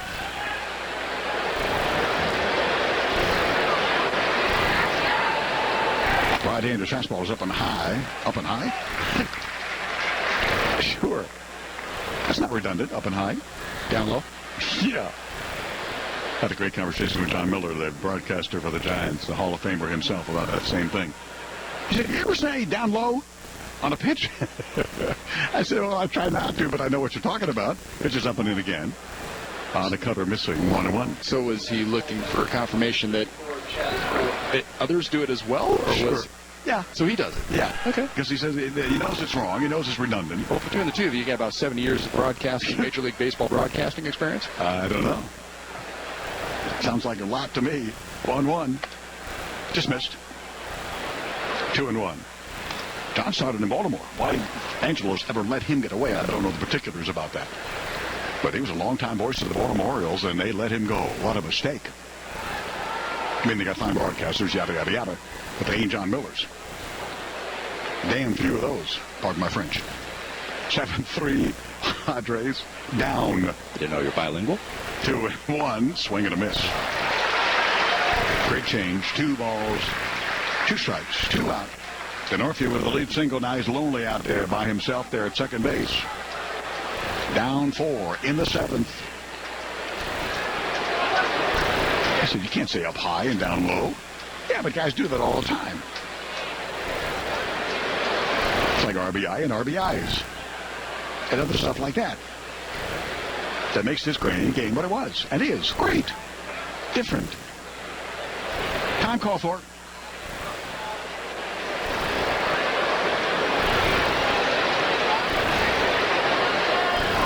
Mentor in no hurry. Stepping off again. Alexi steps out again. Little ninja left-hander comes back in. The bearded right-hander on the mound is ready to go. As we mentioned, the guy from Homer, Michigan, is 2-2. Off the end of the bat and popped up in the shallow left center field. Gregorius going out, trying to make it over the shoulder. Grab! My goodness gracious. What a catch. That is one of the top 20 I've seen. Oh, no. Move it up more. It may be top 15. No, wait. It might be top 10. Directly over his head. The most difficult one that you can have coming over the cap directly, and somehow made a two-hand Willie Mays type of grab over his shoulder as he was falling down. What a great, not good, give credit. A great play is a great play, whether it's a Padre or in this case a Diamondback. That is a sensational, great play by Gregorius to take a base hit away from Amarista. That is the Padres' 7th inning on the lead single by Denorfia. The man left. You'll see that highlight somewhere. Wherever you watch for highlights, you'll see that one. Gregorius, that was fantastic. To the bottom of the 7th, stretch time in Arizona. 7-3 Diamondbacks over my Padres. San Diego sports leader, the mighty 1090. They say diamonds are forever, but that's not always true. If you no longer want that diamond of a carat or more, Diamonds Limited does and will pay you much, much more cash than its competitors for it. Visit Diamonds Limited in the Vaughn Shopping Center. While they're hot at any of the 26 San Diego IHOP locations, including the new one just west of the 15 off Miramar Road. Listen up, pizza lovers. Get all of your favorites from Pizza Hut. Call or go online. Make it great. Welcome back to Padres Baseball on San Diego's sports leader, the mighty 1090. Mention the upcoming homestand with them Giants, Bochy's boys. And then the Rockies, and that game against the Rockies on September 7th.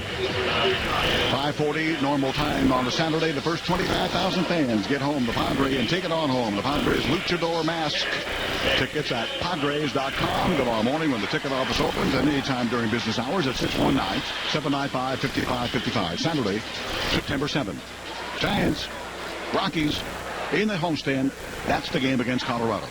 Jesus Guzman in to play second base. Jerko over to third. Stauffer on the mound. Bottom third scheduled here in the bottom of the 7th. Montero. Catcher takes inside, ball 1. 7-3 Diamondbacks. Ted, how about your score? My start looked like a spring training game. Very much so. 3 different outfielders, all 3 positions. 2 second basemen. This is our 4th third baseman. Fastball outside 2-0. Montero double. Pop-up walk. Activated off the DL because of that. He actually says he has a left knee and his right hip. That's a bad combination to try to catch. Crouching down like that with the multiple injuries. Fastball foul back off the screen. Right behind home plate. 2-1.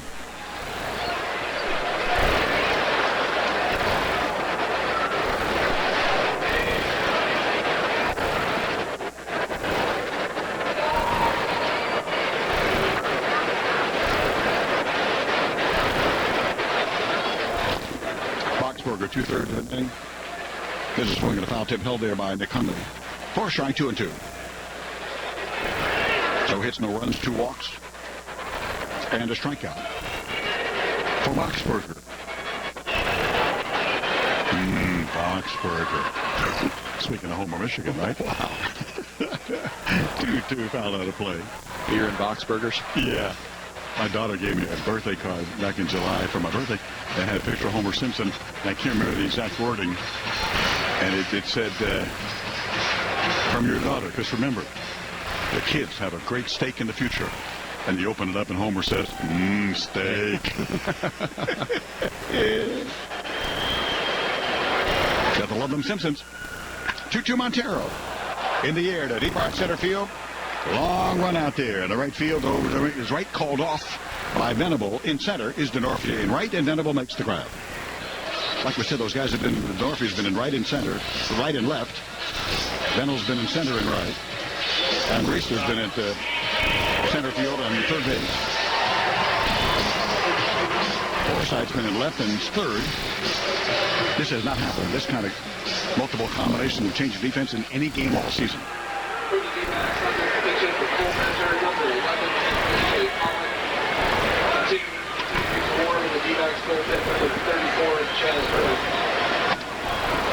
Here's Gregorius after that great over-the-shoulder catch. Oh, over the shoulders, over the cap. And as he was falling backwards, somehow caught the ball, didn't pull a quad or a knee. It was amazing. Takes ball 1. Stopper coming on back, low and inside, 2-0. It's one of the most athletic catches I've seen a shortstop make like that, Ted. Back to home plate. He actually had to stop himself with his left knee, threw it into the ground just to throw the brakes on, then leaned back. I thought he might just snap his back in half, falling backwards to make that play. Stoffer delivering off speed, swing and a miss by the left-handed batter. 7-3 Diamondbacks, 1 out in the 7th.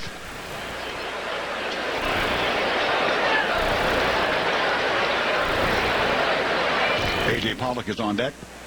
He'll hit the Coleman. Who was terrific for them. Got to give him credit. 2-1 out of play. Down the left field line. Well, Coleman basically did what Tim Stauffer did for the Padres the other day against the Chicago Cubs after they gave up 6 runs in the first inning. Stauffer came in, threw 4 1/3 scoreless. They're throwing the ball well. I'm still surprised at how much more velocity Tim's had out of the bullpen this year. He's been 92, 93 consistently with his fastball. Making an appearance, number 33. Swinging it down. Strike 3. Gregorius. Kennedy got him in the 4th. Stauffer here in the 7th.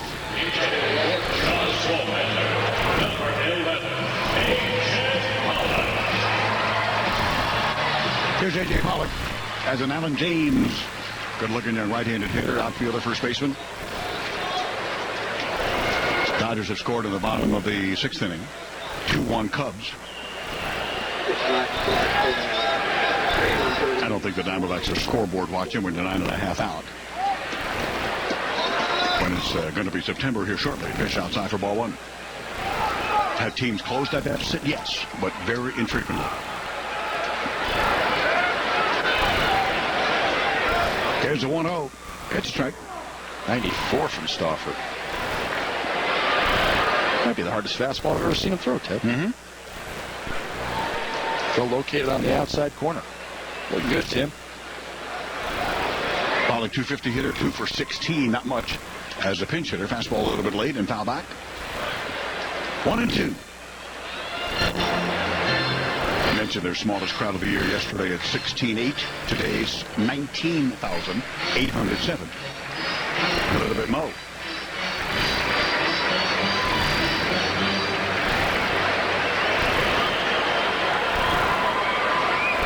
Tim Stauffer deals on a 1-2. Foul back at a play down the right field line. Not foul back, but foul down the right field line. That's like down low. Foul back down the right field line. Good luck.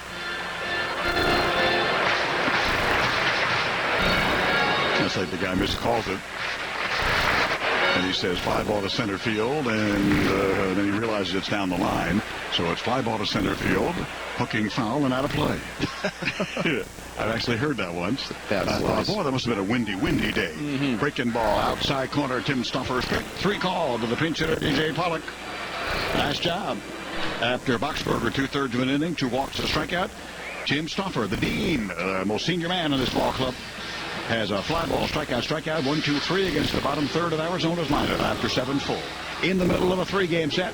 This is game 2. This is 7-3 Arizona, San Diego sports leader, the mighty 1090. Through Labor Day, lease a new Fiat 500 from Kearney Mesa Fiat for only $47 a month for 24 months, or an absolutely Every day, you can enjoy plenty of your favorite 6-inch subs like the Spicy Italian, plus a 21-ounce drink. That's a $4 lunch all day long. Prices and participation in additional charge for extras plus tax. See source for $4 lunch selection. Prices higher in Alaska. This is Padres baseball on San Diego's sports leader, the mighty 1090. Coming back bullpen after a bad start on the Major League debut, and a call up by the left-hander from Double-A, Holmberg. Their bullpen stabilized things there after they had taken a lead of 6-3 after the Padres had the early 3-0 lead. Coleman, 2 1/3, 1 hit, 4 strikeouts, at 1 point, retiring 7 straight Padres. Now, right-hander Chaz Rowe, a call-up this year. Yonder Alonso outside ball 1 in the top of the 8th inning. Well, Chaz Rowe, string bean, 6'6", 180. Fastball, slider, curveball, mostly fastball, slider, 88 to 90 on the heater. 4th time he's been here from AAA Reno. Take it inside yonder, 2-0.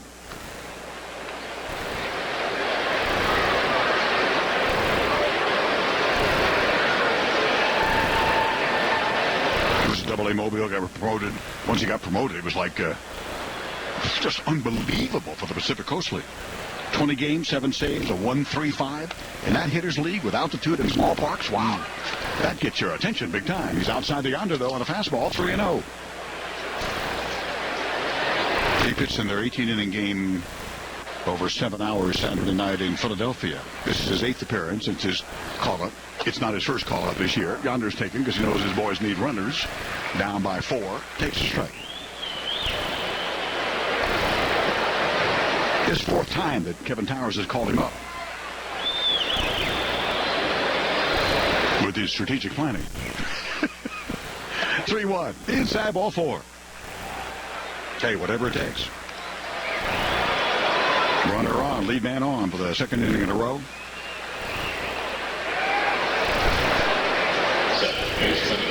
Jesus Guzman came in to play second. No kidding, second. And batting in the 6th spot where Logan Forsythe was 0 for 3. You going to say something? Not anymore. I don't have time to. Did I step on your microphone cord? I stepped on yours. I apologize, buddy. You see? That's okay. Step right on his cord. How that hurts. Ouch. I know. Guzman. Check swing. Inside. They appeal. He did not swing. That's ball 1. That's a good hard sinker that Rowe throws. Two-seamer. Just boring down in on the right-handers. Rowe is an ROE.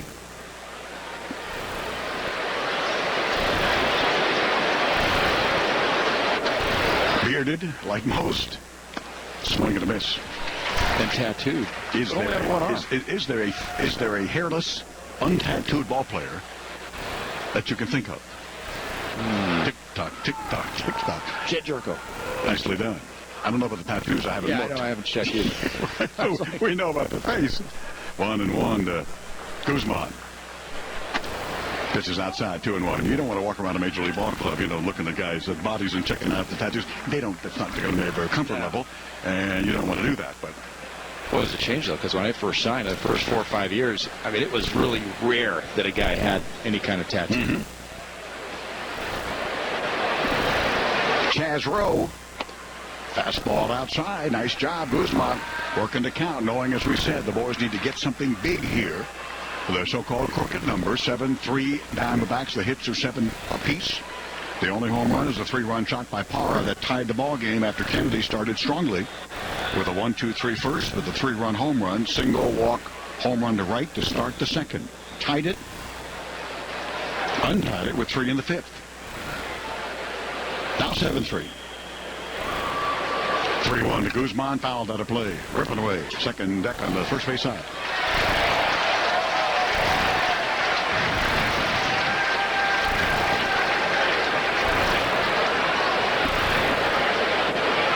Will Harris, right-hander warming for Arizona. They got the darkest bullpens here in Major League Baseball. Right by both foul poles, right beyond the fences there. But hard to see out there. 3-2. Outside. Guzman works the walk. Back-to-back walks here. That'll make it a ball game. Give you an opportunity to do so, that's for sure. Nick Conley, pitching coach. Charles Nagy is on the way.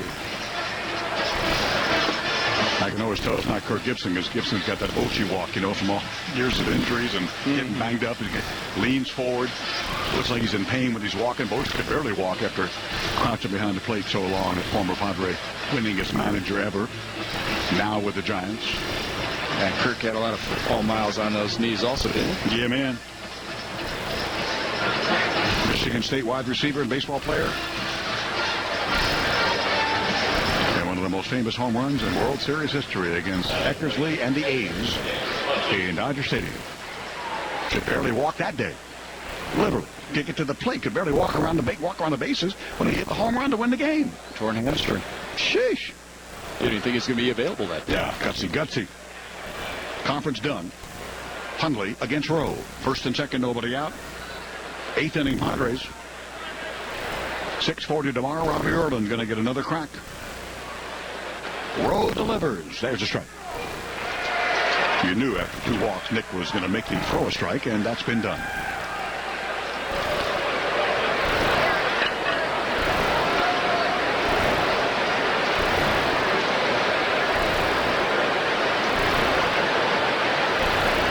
Big right-hander set about chest high. Nick will foul one back. Actually, he didn't foul it. It was foul tip held by Miguel Montero. 0-2.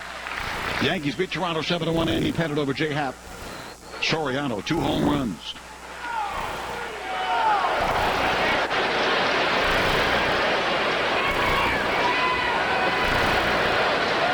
He's had more home runs since he got there than all the right-handed batters that the Yankees had for the previous month before they got him in trade. From the Cubs, 0-2, popped up. Left side, Gregorius coming in on the dirt cutout, now in on the grass, being in front of second base, and the shortstop makes the grab. Unproductive out, unable to move the runners. One gone in the 8th inning. Ronnie Cedeno next. Hey fans, be at Petco Park Sunday, September 8th for California National Guard Appreciation Day presented by USAA. Enjoy a special pregame ceremony honoring the men and women who serve in the California National Guard before your Padres take the field against the Rockies. Game starts at 1:10. Get your tickets today at Padres.com or call 619-795-5555. Did you ever see Blades of Glory? The movie? No. Okay. Pitcher's named Chaz Roy. I can't stop thinking of Chaz Michael Michaels from Blaze of Glory. Dave Marcus is there with me.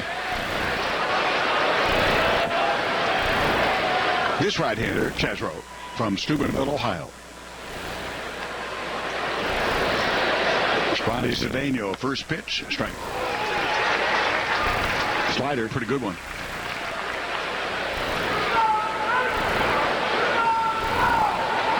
Signed a minor league contract with the Diamondbacks.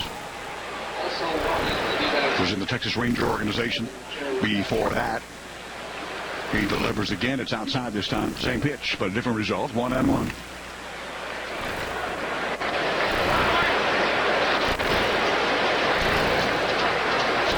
Red Sox beat Baltimore to death, 13-2 in Fenway Park.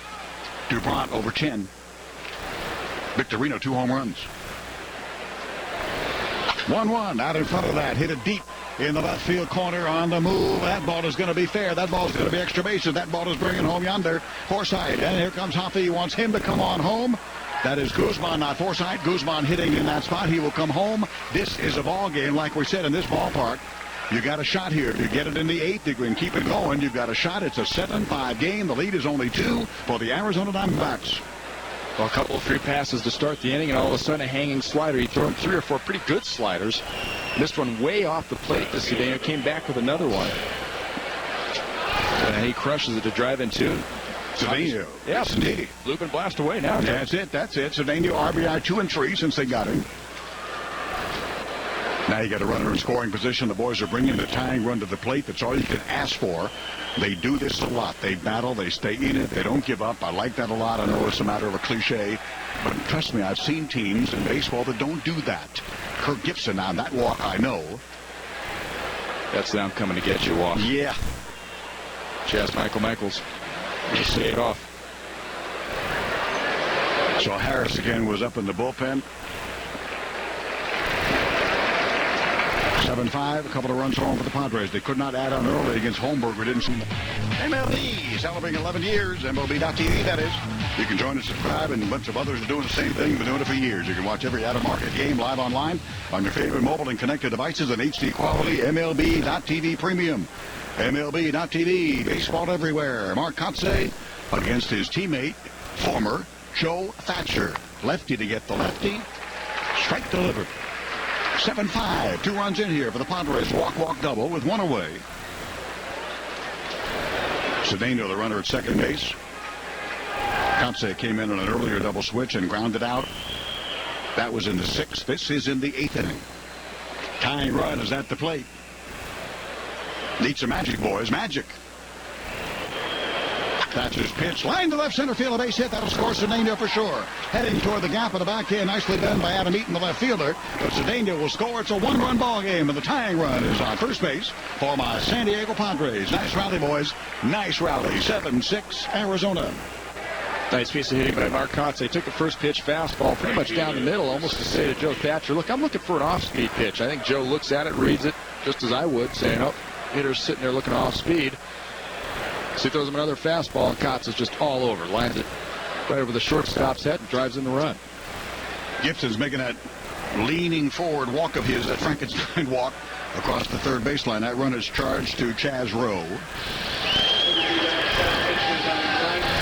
RBI single for Mark Kotze. That is ribby number 11 on the year. They had the right-hander Harris, the left-hander Thatcher, who was up before, comes in now.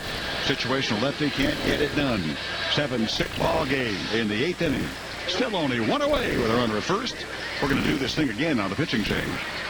7-6 here. The mighty 1090. Here Here comes Chris Tenorfia for the San Diego Padres leadoff man. He's already had a multi-hit game today with a double in the first, scored a run. When the boys scored 3 for their early and only lead of 3-0 in this ballgame.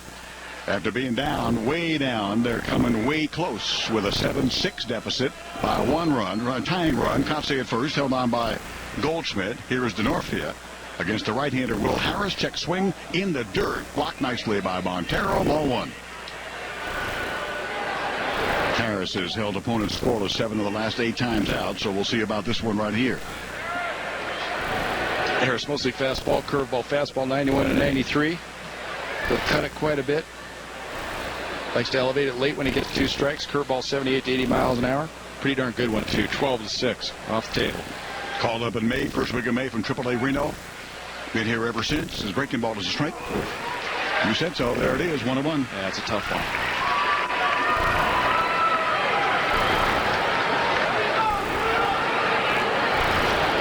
Seven runs, 7 hits, the Diamondbacks. 6 runs, 9 hits for the Padres. 1-1. High fly ball foul. Down the right field lower deck and out of play. Right-hander ahead. Pitchers count 1-2.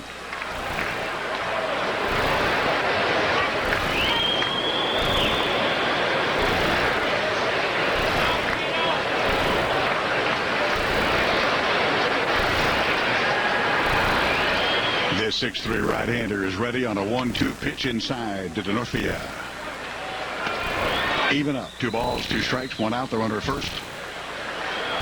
Walk, pop up. 2 RBI single by Cedeno. 2 RBI double actually down the left field line in the corner. And then the single for RBI Marcotte, 3rd run of the inning. On the 2 walks, a couple of hits. Tying run on. Go ahead run at the plate. Pitch by Harris. Breaking ball in the dirt. Another great block by Montero. Full count. And the lefty Venable is on deck. I wouldn't mind seeing one of those patented Chris Tenorfia slice it through the right side base hits right here. I understand what you're saying. 2 strikes, big hole on the right side.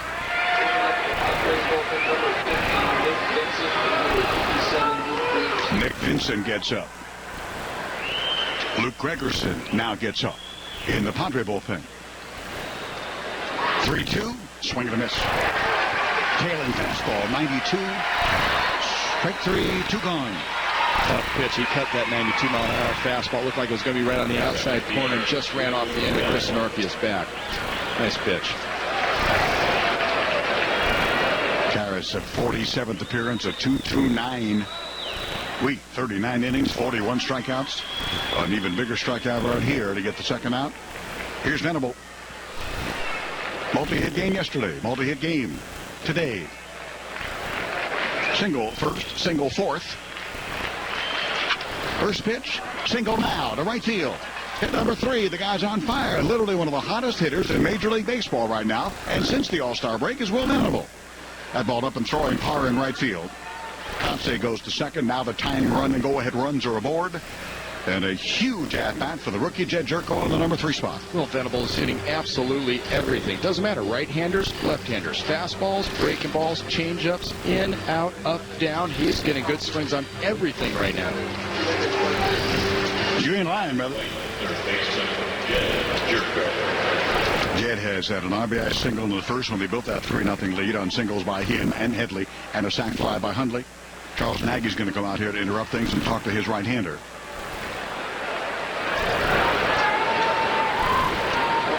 This copyrighted broadcast presented by authority of the San Diego Padres may not be reproduced or retransmitted in any form, and the accounts and descriptions of the game may not be disseminated without the express written consent of those Padres.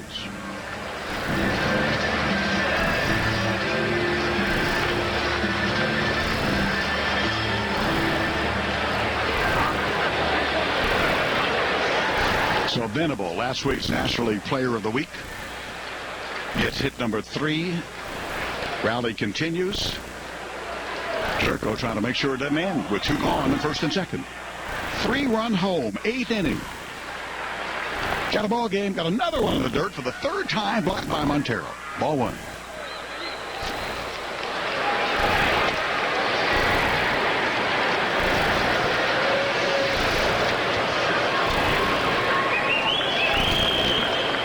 mentioned Robbie Erlin coming back for tomorrow against Wade Miley. Same time tomorrow, 6:40, and then a flight on to Los Angeles for a late night, early morning arrival. With a nasty breaking ball once again for a strike. 1-1. Harris to Jerko.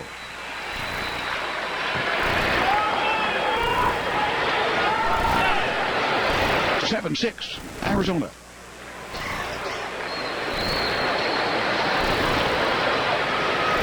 One. Flying to center field, got a chance to get on down. Long run for Campana. He can't get it. Humphrey's coming down the line. He's got Kutze at the plate. He's going to throw. Not in time. The ball is dropped by Montero. This ball game is flat out tied in Phoenix, Arizona. What a rally, man. I know Friday was great, but this is a nice little follow-up to that 6-down rally after the first inning against Chicago to get 4 here in the 8th inning to go 7-7. Well, it's been good at bat after good at bats. It all started with a couple of leadoff walks to start the inning, then a nice double by Ronnie Cedeno. Nice base hit by Kotze off of former teammate Joe Thatcher, and now a nice piece of hitting by Jed Jerko on a fastball in on his hands, and he fights it off into center field. Campana ran hard, man. He came in hard on that ball. Doesn't have a very good arm, though, and Glenn Hoffman's able to score Kotz. Jed Jerko, RBI number 42 in the first, number 43 right here in the 8th. Here's Alexei Amarista. The go-ahead run. Venable at second base with speed. Jerko without it at first base. 4 runs, 4 hits, back-to-back walks to start the inning by Chaz Rowe. That gave the Padres the opportunity. First pitch is about this third base on the grass. Pronto got a hop and a throw, and he's out. Amarista, 5-3. Brand new ball game, boys and girls. Nicely done, my Padres. 4 runs on 4 hits. No errors, left to pair to the bottom of the 8th, trying to even up the series, and right now they can do that. It's a 7-7 ball game in Phoenix. Teddy Scan with you. San Diego Sports Leader, the Mighty 1090. Toyota's once-a-year nationwide clearance event is on now. It's the perfect chance to get an amazing deal on your favorite Toyota. Now you can get an incredible 0 APR on 13 of our most popular models, including the 2013 Camry. And go. We got to the bottom of the 8th inning. A brand new ball game at 7-7, starting all over again into the bullpen, which I'm telling you, against the Cubs on Friday and Sunday, were just as good as I've seen them all year. Now we'll see if they have that going here. Having seen Hines, Boxberger, Stauffer, and now San Diego native Nick Vincent against the top of the order for the Diamondbacks in the bottom of the 8th inning. Stauffer 1 inning, 1-2-3 with a pair of strikeouts. Now Vincent against Campana, Eaton, and Goldschmidt. 7-7. Nick's first pitch is outside ball 1. Nick's been an absolute workhorse of late. He's been one of the most consistent pitchers for Buddy as well. 13 games now. He's not given up a run. Allowed only 4 hits over that stretch. 1 walk while striking out 15. Set on the 1-0. A little bit low. Fastball. 2-0. In other words, he's been dominant. Here's the challenge for Nick Vincent tonight, though. This will be the 4th time in the last 5 days that he's pitched. Pitched all 3 games in the Chicago Cubs series, had the day off, and now he's back on the hill again. Speaking of the Cubs, the former Cub Campana acquired in off-season just before spring training from Chicago in a trade engineered by Towers and Tom Kevin. And then sent to AAA, called up on the middle of June 14. Been here ever since. Takes outside for ball 3. Look out, 3-0. Taken a strike. He is 0 for 4 in the lead spot.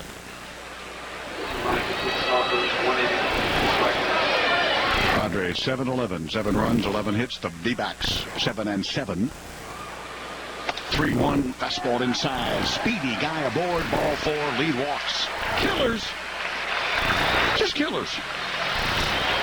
J.D. Hayworth has joined Lee Hacksaw Hamilton in the morning drive. Tune in to Hacksaw and Hayworth from 6 a.m. to 9 a.m. for all the fireworks right here on San Diego Sports Leader, the Mighty 1090.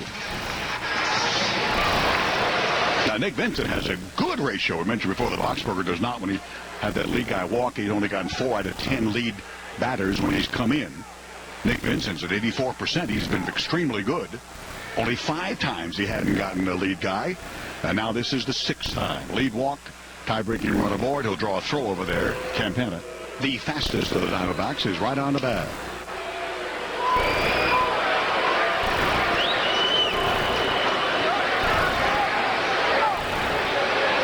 Keaton hits the last two at-bats, double single. At-bats in the 5th and 6th. Another throw, not close. Any of them. Boo, boo, boo. Campana's stolen 5 out of 6 on the year.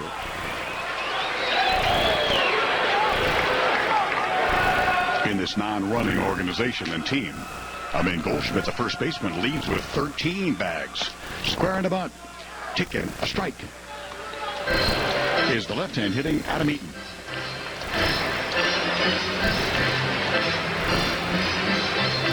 That other Adam Eaton from the past to the Padres. Out of baseball, I would assume.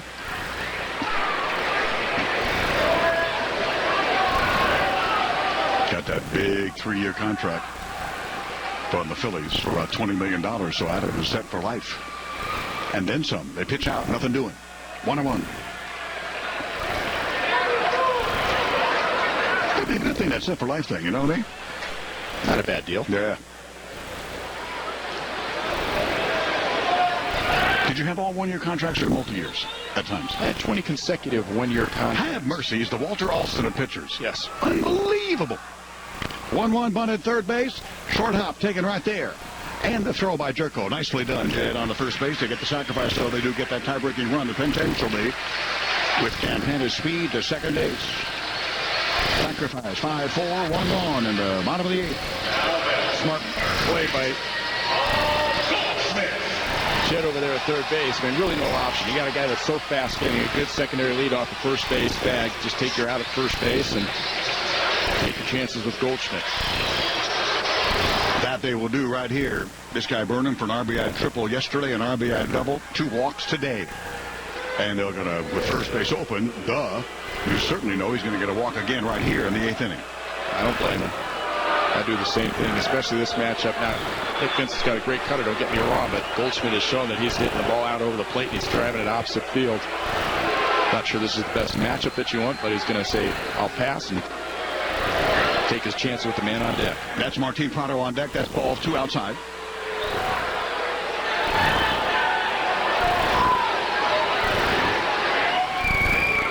There's ball 3.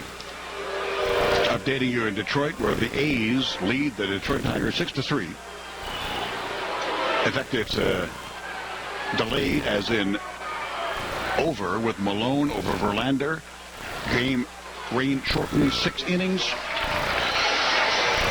No home runs for Miguel Cabrera. There is ball 4. 6-3 over the final. Oakland's got to get going. That's all there is to it. Not that I personally care one way or the other.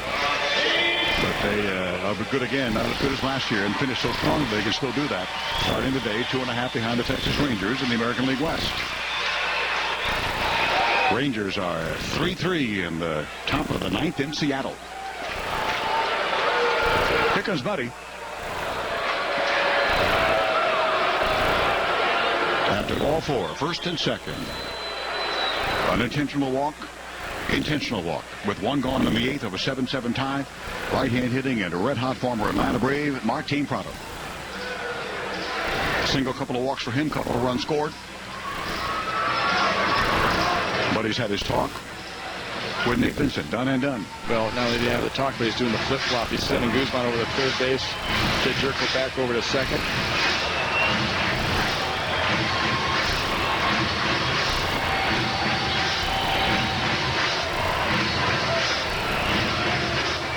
Percentage of the double play.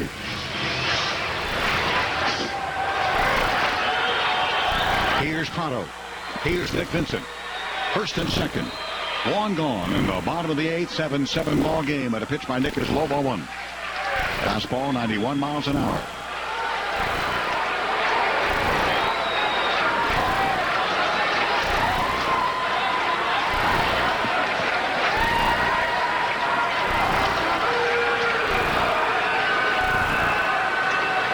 Against Chicago on Sunday. This ball is lined down the left field line. It's a base hit. It's extra bases. Here comes the speedy Campana. My goodness, Matt Williams down the line. The not speedy Goldschmidt will beat the throw with a slide to first. The game is untied after the Padres came up with 4 in the 8th to tie. Yeah, their second best comeback of late after what they did Friday in Chicago, but the Diamondbacks come right back here. Those lead walks, they'll kill you. Then the intentional pass was good strategy, but it backfired. 2 runs are in. 9-7 Arizona.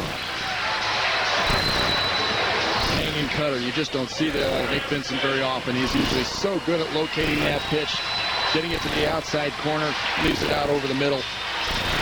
It's ripped down the left field line. Got to wonder if it's just a fatigue issue, Ted. He's been worked so much the last 4 days. Good point. Here's Aaron Hill. So the starters have been off the hook. Will not be involved in the decision, meaning Kennedy and the Major League debut for Holmberg. Pitches outside ball 1 to Hill. Still only 1 away. That's a key run out there. Possible add-on at second. Not enough for a grasp of the obvious. 1-0 pitch. Foul to back, straight back. 1-1. Fastball 89, as in cutter. Jed Nguzi's flip-flop once again. So Nguzi out second base, Jed back over at third base.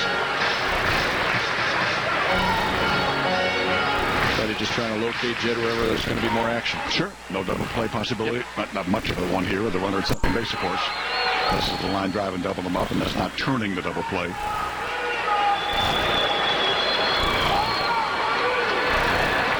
Set, slow roller right back to the mound. Dropped by Nick as he looked the runner at second. He'll stay there. He'll pick it up and throw to first base. On the under, 2 away. Here's Gerardo Parra. Padre Baseball brought to you by Petco. Pet lovers, listen up. Petco's whole pet's commitment to complete care means they always have the products, the services, the advice you need when you need to be a great parent and want to be a great pet parent. Petco, where the healthy pets go. 9-7 Diamondbacks. Brad Ziegler has been closing where Heath Bell had that job early on, and like with Miami, he has struggled off and on. Ziegler was the last guy up in that hidden bullpen down the left field line.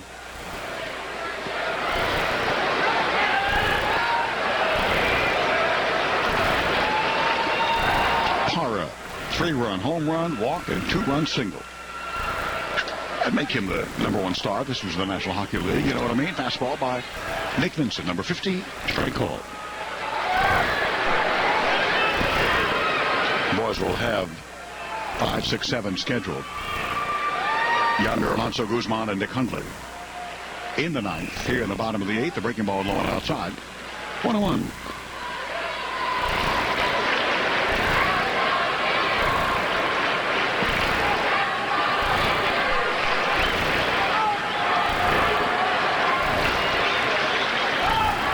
Pitch by Nick, check swing foul. Right past Matt Williams, third base coach. And down the line.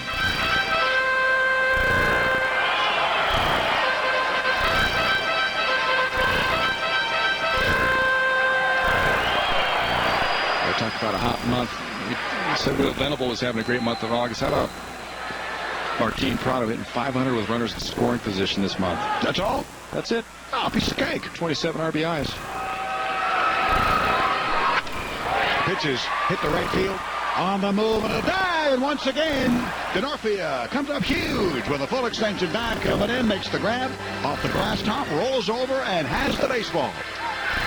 Yeah, that would have scored another one, no question about it.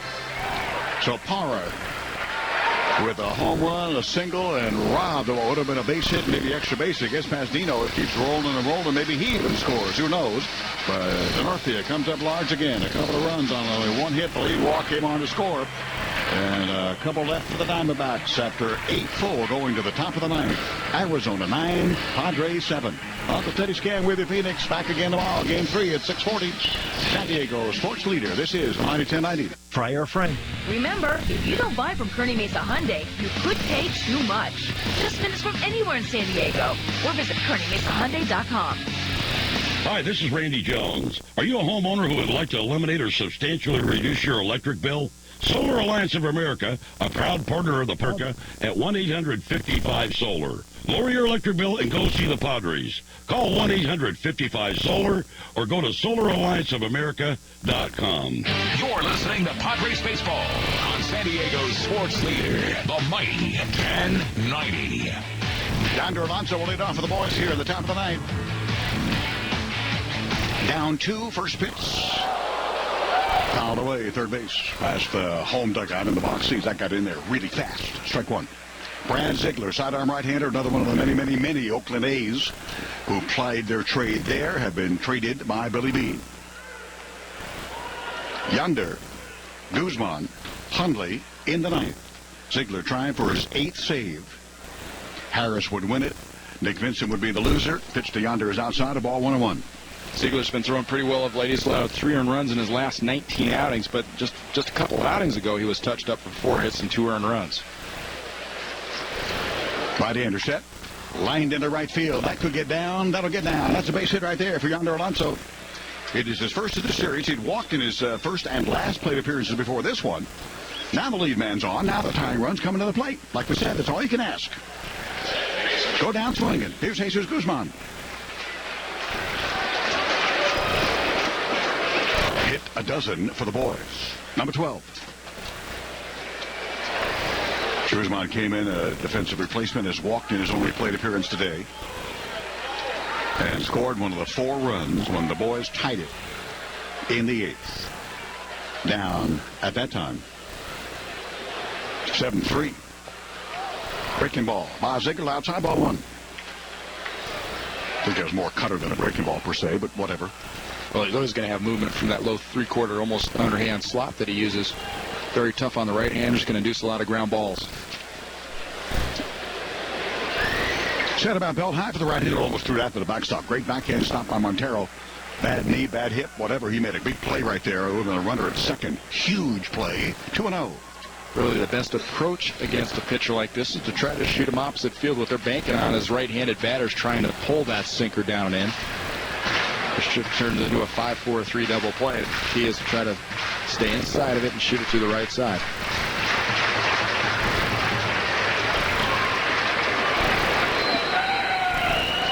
Guzman now. Hundley next. 9-7 Diamondbacks lead man on top of the ninth. 2-0 pitch way outside. 3-0. This is how they started the rally to the 4-run 8th. Back-to-back walks. Nice patient approaches by both Yonder and Guzman, who got the walks. Now Yonder gets the single. Guzman's gone 3-0. Pitch taking. Strike.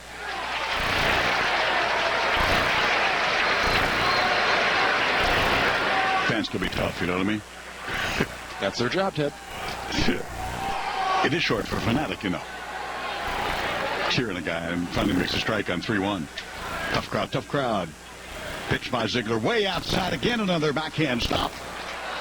And that goes to the backstop. I'm telling you, man, it's a base on balls, but the runners would have been at first and third. Instead, Yonder will move to second on the walk to Guzman, and back-to-back plate appearances by him getting the pass. I tell you what, you couldn't walk Uzi like that years ago. He's just a much better hitter. Here's Nick Hundley. Tying runs aboard. Go ahead. Montero having another chat with Ziegler. As much as talking about him flying over that front shoulder. I mean, he's just launching the ball over into that left-hand batter's box. And Montero twice was pointing to that front shoulder saying, hey, flying open, and the ball's not right exactly where your body's aligned towards. Also need to discuss the little butt play situation here with first and second now. So Nick, who could not get that one down in the 10th inning, it was big. He was beating himself up, and then he made up for it more than anything else with a walk-off base hit in the 15th, a chopper foul, sacrifice not on, strike one.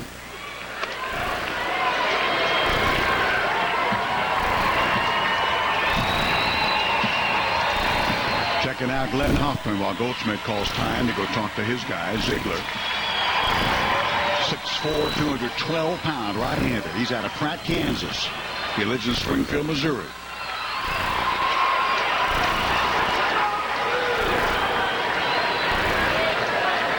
Thirty-two-year-old lefty. Digging himself a little hole here in the top of the ninth inning, trying to protect a 9-7 lead. 0-1 to Nick as a ground ball. There, inside the bag, at third base, extra base, and down the left field line. Here comes Yonder. Guzzi is going to third. Hoffy will hold him there. 9-8.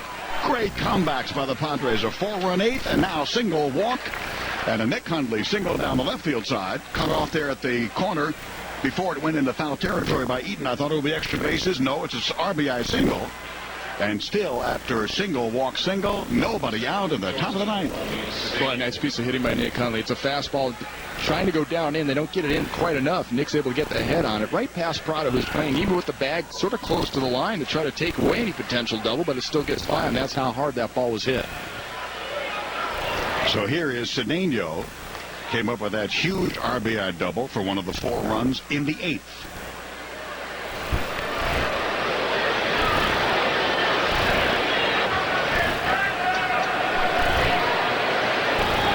First and third.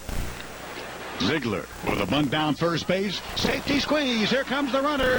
Holding the ball. Goldschmidt looks home. Looks to first. Nobody covering first base. And here on the Padres, they're doing it again. Rallied again. Unbelievable. To tie the ball game in the 8th when they were down by 4, and in the 9th when they're down by 2. Some kind of baseball game.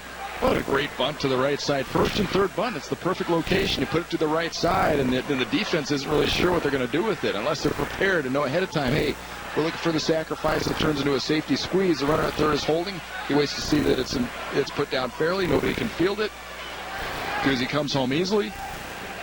And because the defense is caught a little bit off guard, they don't know what to do with it.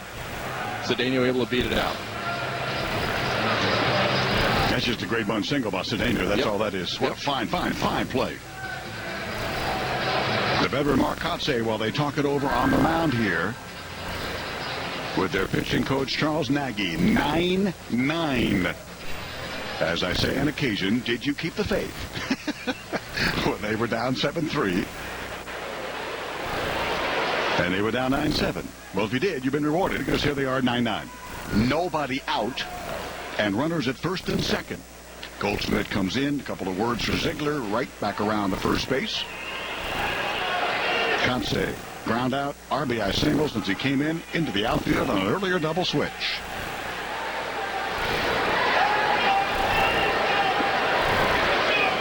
Ziegler set. Tried to bunt one. Fouled at the plate. So nobody wanted to sacrifice. Move those runners. Makes sense with first and second and nobody out. Not something that Kotze gets to do very often, you know what I mean? Nope. Any this year? No. As in sacrifice bunts.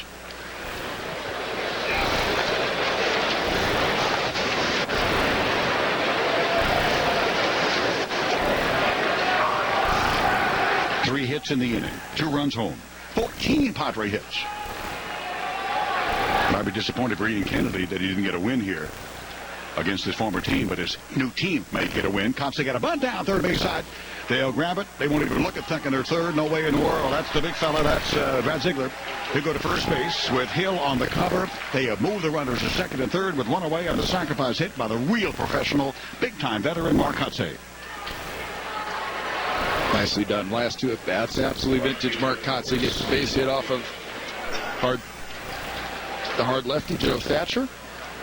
And now he finds a way to get the bunt down after missing the first one. He says, no problem. I'll just keep the bat head out there. Did a nice job of bending at the knees, not dropping the bat head. Gets the bunt down, not trying to be too fine with it. Just get it in front of home plate, and that gets the job done. Sacrifice 1-4. Out number 1 made here in the 9th inning. After single walk, single. Infield now all the way up. Here is DeNorfia against a sidearming right-hander to the right-hander and a breaking ball to him on a curveball strike call.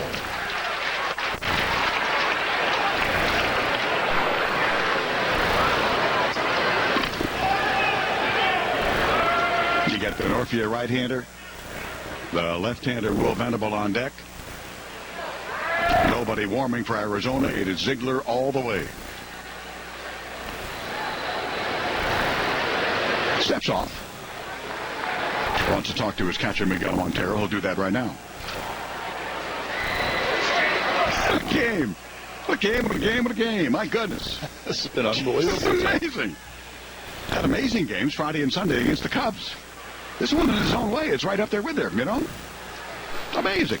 I just think it's another great reminder of just how this team just never quits. No matter what's going on, just keep fighting. Ziegler on the 0-1. It is low. 1-1 to DeNorfia. Chris on the day, double in the first, single in the 7th. Checking Glenn Hoffman for signs right here again. 1 for 4 lifetime against Ziegler. Doesn't tell you much, but I'd pass it along anyway. 9-9 off second and third. One away in the ninth. There's a strike.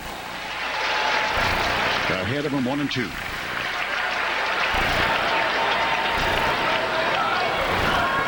Well, Harris was going to be the winner. Nick Vincent was going to be the loser, but that's not going to happen now. In those terms of those personnel, Ziegler was going for his 8th save. Instead, he has blown this with a 2-run lead. Here's the 1-2. In the air to right field. On down toward the line. Power, long run, great speed. He'll get there. Hundley, of course, not a fast runner. He will tag, he will hold up, and that ball will be gunned into the infield. They made the right decision, of course. It was the only decision. That's one of the top 3 arms in the right field in just baseball in the National League. And they were going nowhere with a slow runner at third and a great arm in right field. Holding at second and third. 2 gone. The only way Glenn Hoffman can send Nick Hundley in that situation if Parr ends up having to dive for that ball. But once he's able to stay on his feet, that's it. The die is cast. You've got to hold him up. Too big an arm out there to try to challenge. He caught it. He stutter stepped. He waited. He threw it literally right on the plate to Montero. Would have been a dead duck. Hoffman made the absolute right decision. Now first base is open against the left-handed Will Venable. They will walk him intentionally to load him up for the rookie, the kid, Jed Jerko, who burned him on an RBI single with 2 out in the 8th inning when the Padres at that time tied at 7. Now at 9. Here comes ball 3. Second walk of the inning, the other unintentional. That was to Guzman, the second batter in this inning.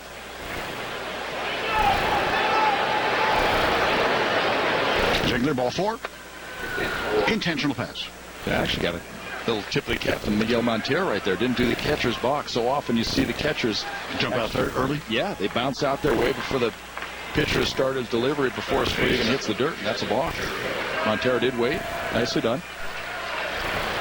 Now Jed Jerko, RBI single in his first at-bat in the first inning. RBI single in his last at-bat in the 8th inning. Just a little bingle here, boys. You could steal the game and even up the series. 9-9, loaded, 2 gone, top of the 9th. 2 runs in, first pitch, fastball, strike call.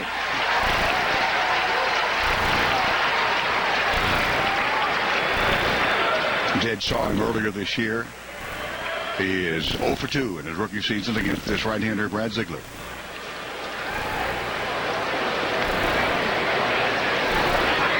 This one is hit toward third. Diving grab. Unbelievable. Scalded the ball. Martin Prado. Full extension dive. Takes away what would have been, I guarantee you, a bases loaded, bases clearing double by Jed Jerko. Maybe the hardest ball hit all day, except for Parra's home run against Kennedy. I mean, not just a dive, in the air. Greg Louganis diving and making the grab, winding up in foul territory. That's just unbelievable. That's one of the most amazing plays in this series between these two in this, the third trip in this year by the Padres into Phoenix. Jerko robbed of what would have been a bases loaded, bases clearing, put them ahead type of play. Instead, they only get the 2 on 3 hits. Leave the bases loaded. 9-9 going to the bottom of the 9th. What a baseball game in Phoenix. I'm Teddy Scan with you on the San Diego Sports Leader, the Mighty 1090. The San Diego firefighters are not just an award-winning firefighting unit. They are also an association of men and women who make San Diego a better place to live. Through participating in community events, contributing to numerous charities like the Muscular Dystrophy Association, and giving their time to great organizations like the San Diego Burn Institute, they go beyond the call of duty. The San Diego Firefighters Association, partners in our community. It's the Valley of Cars Labor Day weekend used car blowout sale. Over $4 million in inventory. Any vehicle just $5 down. Hundreds of quality used cars, trucks, and SUVs. Rates as low as 0.99% on approved credit. Music, food, and great prize giveaways. Save big on hundreds of used cars. It's the Labor Day weekend used car blowout sale. August. The Mighty 1090. Padre Baseball in this 2013 season. Remember, every Tuesday, Padres honor first responders with special pricing. If you're amongst that amazing group and community in San Diego, members of the first responder community does get a $6 off available tickets priced at $14 or higher, and the right field upper reserve for only $10.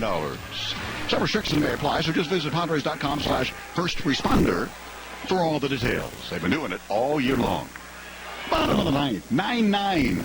Nice pitcher's duel. The bottom third against Luke Gregerson. Coming outside with the slider. Ball one. Montero. Gregorius. Headed for the pitcher in the 9 spot. Man, oh man, oh man. Luke inside. Slider, 2-0. We've seen a little bit of everything tonight, Ted. Seen a great comeback by the Padres. We've seen great defense on both ends. That was a stupid play, though. That play at third, that's just beyond. If that's not one of those, top 2-3 plays of the day on the different cable networks, that's just incredible considering what it was. Bases loaded situation in the top of the 9th. And the dive was so long and high up in the air to get it going toward the foul line. What a play by Prado. Ground ball. That's a base hit to right field by Montero. His second of the day and his first at-bat a double. Here in the 9th, the lead single.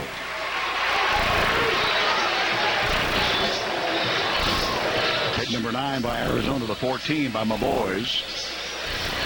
Rookie Didi Gregorius. Left-handed batter, hitless on the day in the 8th spot, 0 for 4. Ted, this is starting to remind me of Rocky Balboa and Apollo Creed. They just keep slugging at each other. I think we're seeing a couple of tired bullpens here, too. That, too. Definitely on the D-back side. With the 18-inning ball game, but Padres had a 15-inning of their own not too long ago. It's Gregerson, appearance number 59.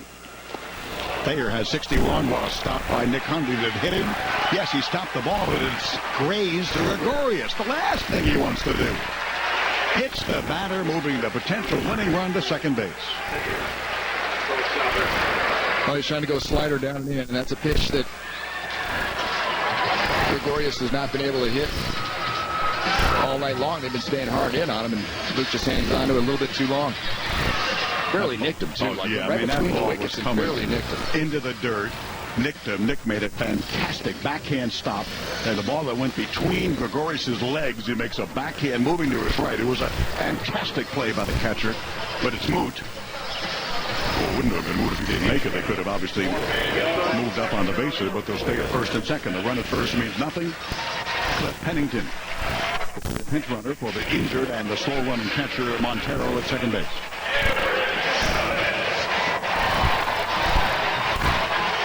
9-9. First 2 aboard. Single hit batsman. San Diego native Eric Chavez off the DL yesterday with his bad shoulder. Bad back, actually. He was 0 for 2 yesterday and a couple of intentional walks. Actually, 1 intentional, 1 unintentional. Not that it matters. He's the pinch hitter right here. Left-handed batter against Lou Gregerson. Veteran right hand delivers. Blocked by Nick in the dirt. Ball 1.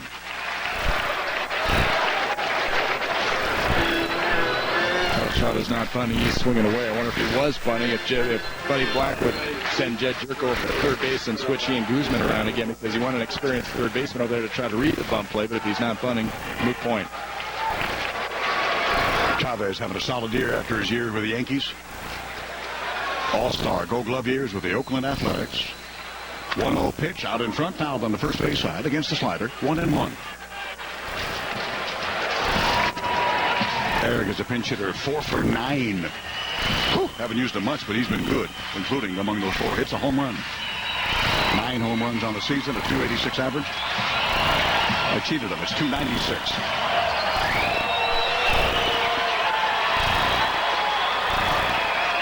Luke. Pitching Sunday, shutout. 8th inning against the Cubs. Pennington, clip runner, represents the tie of the winning run at second base. Gregorius at first. 1-1. Ground ball yonder. Got a grab. Spins. Goes to second base. They're going to get the runner there. But the top potential running run. That's Pennington. He goes to third base on the ground out. Chavez will reach at first. They'll go 3-6 on the out of Gregorius at second base. 1 gone in the bottom of the 9th. Fingernails, I can hear him screeching. Yeah, and that was actually the play that you wanted. The ground ball to one of the corners that was in, and of all the corners, that's the corner you wanted to go to. Yonder Alonso, he has that good aggressive arm. Yonder does a nice job. There's a 360 spin. Perfect strike to Cedeno at shortstop. With Chavez's leg problems lately, I thought they might have had a chance to double him up at first base, but he actually did get down the line pretty good. So Pennington third, Chavez at first. Forget about Chavez. The winning runs at third base. 9-9 ball game in the bottom of the ninth. Only now one gone. Tony Campana, the fastest guy they've got, one of the fastest in baseball.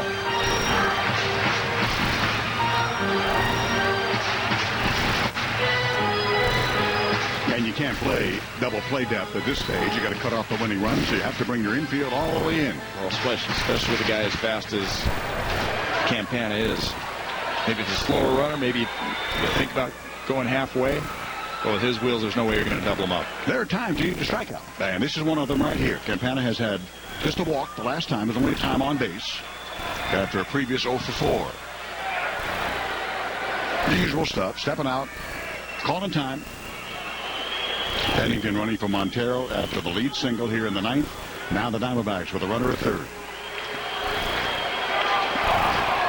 Luke. Set and delivering. Fouled him out.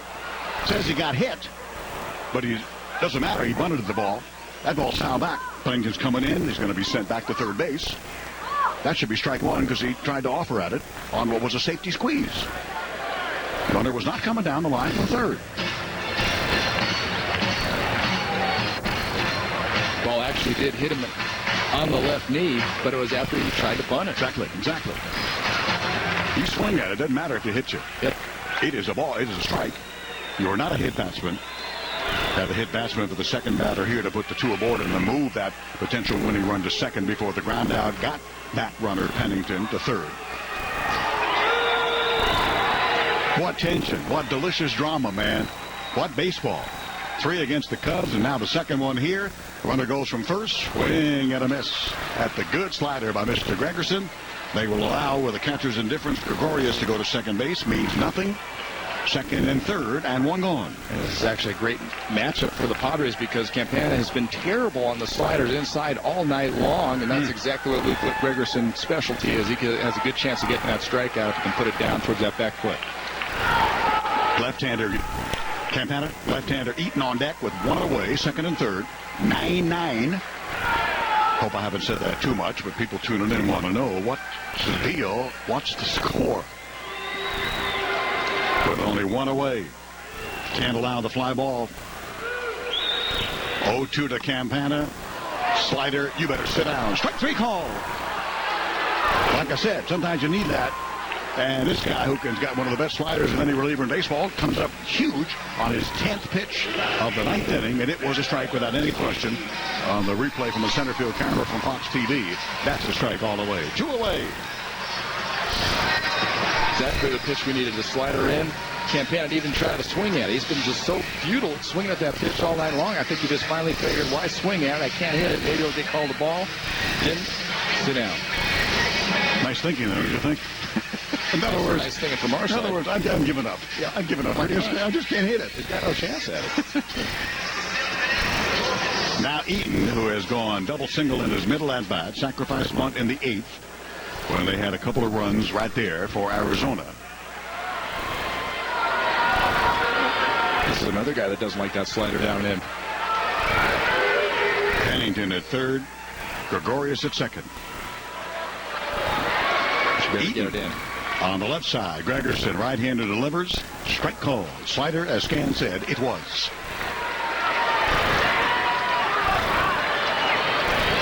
Great hard ball. Fuego. Magnificent. A lot more so if you win. It's 9-9. Second and third, 2 gone, bottom of the ninth.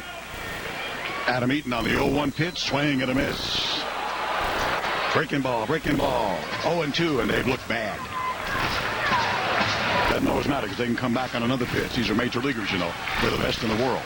But that breaking ball wound up in the dirt Goes way over the top of it. No balls, 2 strikes. This is the classic example of what we were just talking about a couple of innings ago, Ted, about the righty-lefty matchup not always being, what you want. This is a great matchup. You got a right-handed pitcher, but the left-handed batters, but they can't hit that slider down and in, and that's exactly what Luke's specialty is. Eaton 0 for 1 against him of all time. Nothing to tell you right there. His 0-2 is right here, and it's just outside on another slider, 1-2.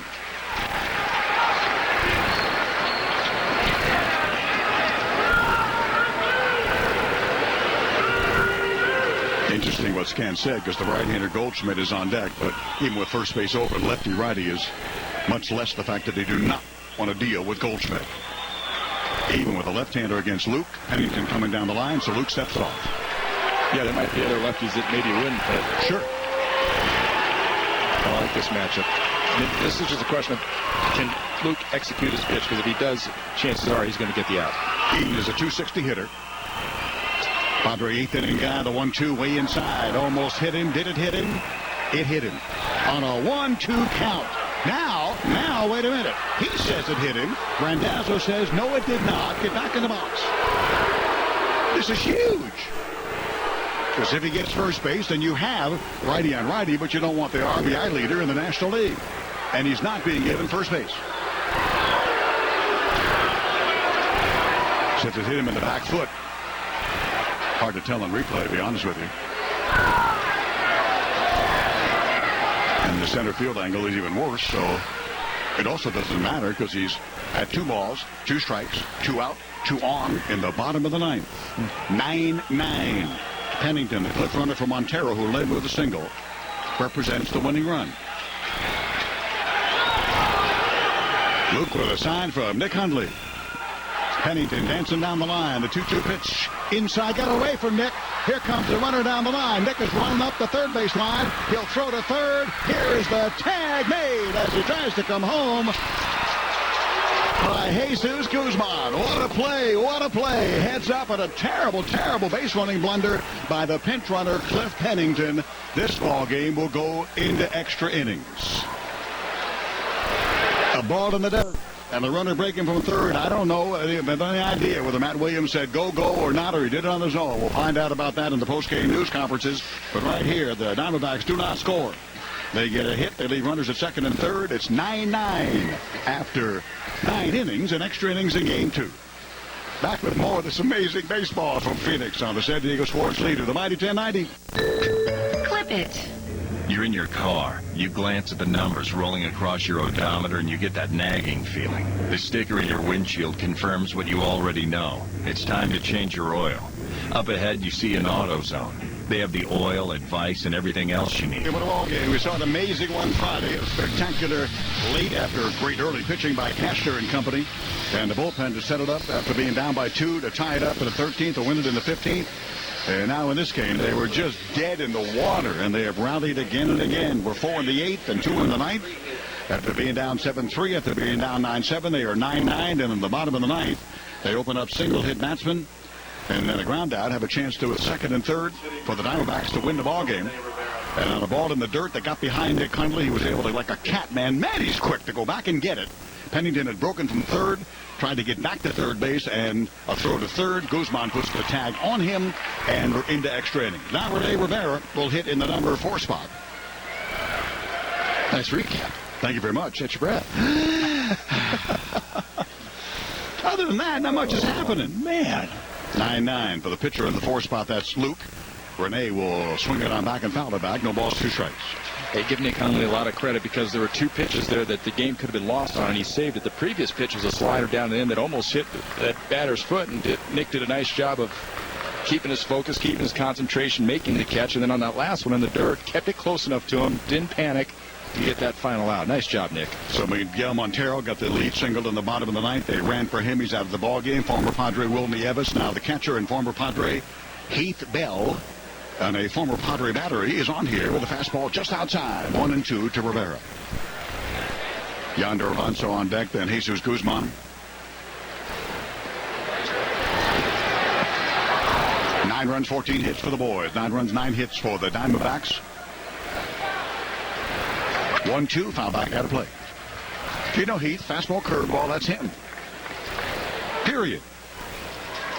Did a magnificent job following one of the greats of all time, a Hall of Famer by the name of Trevor Hoffman. Huge pressure, came up really, really big. Went to Miami, and it all fell apart. One season there, his former GM, Kevin Towers, acquires him in trade in the offseason to come here. 1-2 pitch on the way. Breaking the ball. That's the curve outside. A check swing by Rene. A nice adjustment. They check on appeal. No, he did not. 2-2. Well, he's been throwing a lot lately. We've mentioned how much this bullpen has been worked for the Diamondbacks. This is his 5th outing in the last 7 days. And remember, he's a power guy, so it can catch up to him. And he's allowed 3 runs in his last 3 outings. See, he always told us he needs to work. He needs to work regularly, but not that regularly, huh? There's a balance. Too much. That's too much. That's a little too much. Number 60 on the year, 6-0. 3.88. Respectable, but not for closer. Non-save situation here. Fouled out of play, Rene on the lower deck behind the first base Padre dugout. 2-2. 990. Okay. 18 runs, 23 hits. 22 men left on base. Some of the Diamondbacks are saying, no, not 18 again. Not 18 innings, please. We did that in Philadelphia, although they won the ball game.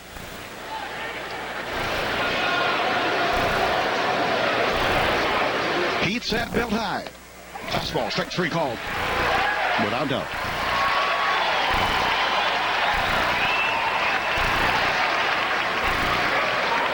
So Rene Rivera, pinch hitter.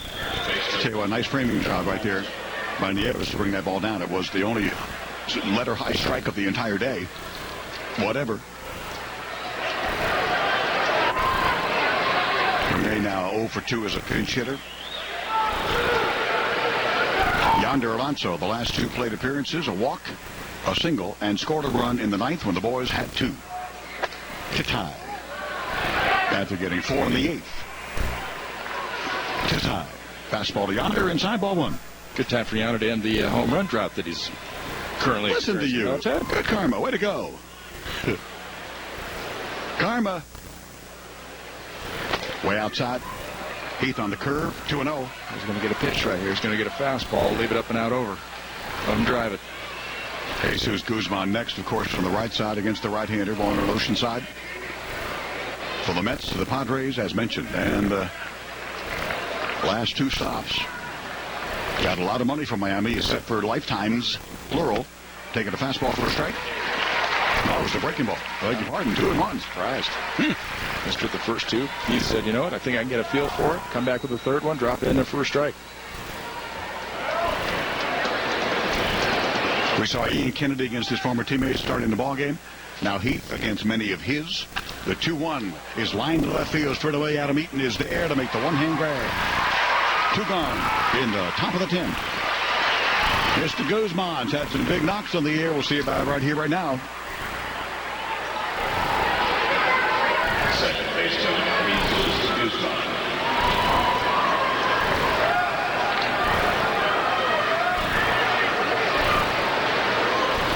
Pacers did not start the ball game. Came in the 6th spot where Logan Forsythe started. Right there was 0 for 3.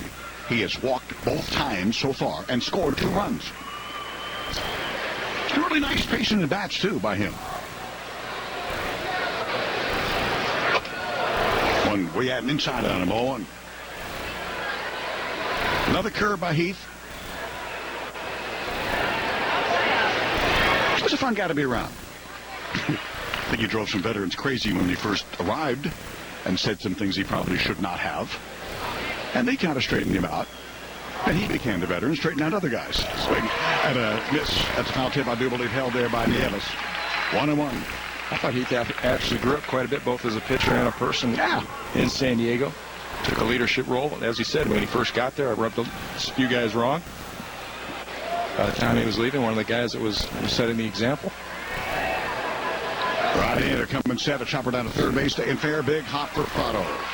He's got the ball across the diamond, and this one will go to the bottom of the 10th, same as it is now. Strikeout, fly ball, ground out by Heath Bell to the bottom of the 10th. And the 2-3-4 batters for Arizona. This is a 9-9 ball game in extra innings in Phoenix. This is San Diego Sports Leader, the Mighty 1090.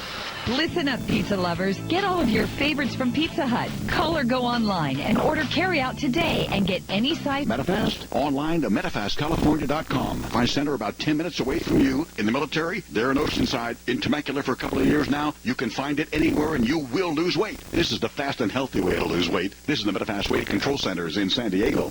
Welcome back to Padres Baseball on San Diego's sports leader, the Mighty 1090.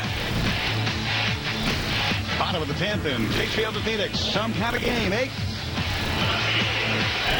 9-9. Boys are up 3. They were down 4. They tied the ball game with a 4-run 8th inning.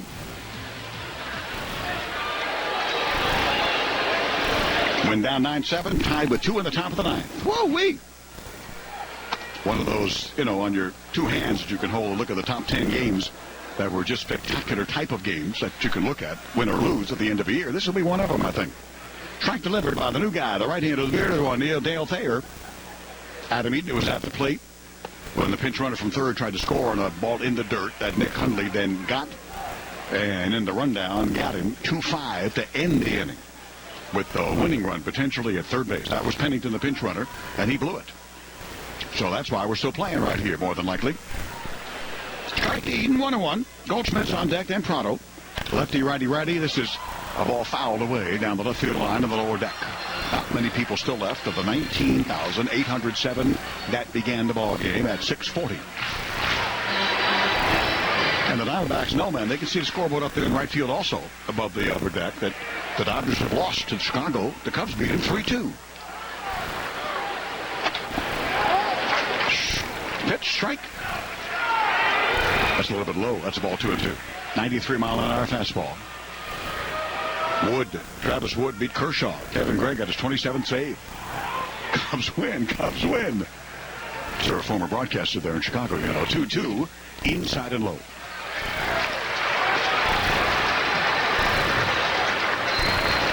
I love that statue they have out there of Harry Carey leaning forward with his hand out, his microphone in the one hand and the empty hand, and then kids will climb up there and put a beer cup or a beer can in the empty hand. I find that to be incredibly fitting. 3-2, line to left, a base hit. Nice piece of hitting. The card one to left by Adam Eaton. His third of the day. Double, single, single. Once again, the lead man on. They did it in the 9th and a 9-9 tie. They've done it here in the 10th as Arizona in the 9-9 tie.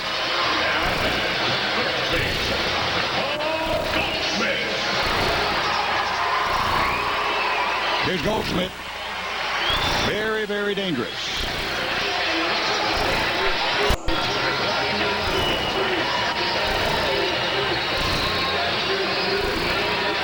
It is breakout season, man. 20 home runs last season. 31 this year.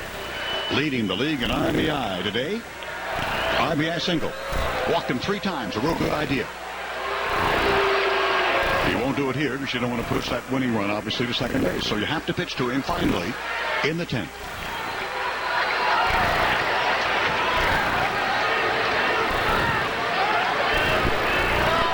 Sixth time in 10 innings that the Diamondbacks have had the lead man on.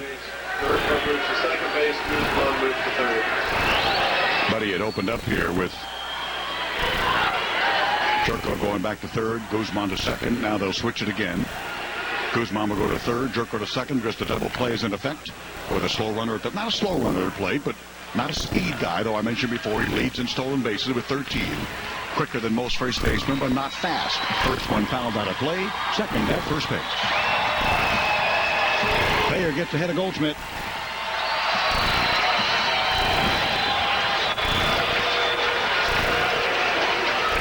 So yonder first. Jerko second, Cedeno. The shortstop. This is a ground ball past the third baseman. That's going in the left field for a base hit. So they win single hit batsman to get the first 2 aboard in the 9th. The Diamondbacks are on single to do the very same thing here in the 10th. Dale having a tough time getting the ball down. He's just been worked so much, Ted. Even when Buddy tries to get him a couple of days off, I just don't know if it's enough at this point in the season. Trying to go down and away, leaves it up and out over a little bit, and Goldschmidt's able to pull it to the left side. Yeah, Gregerson just finished up. In the ninth, 1 inning, 1 hit, 1 strikeout, a hit batsman.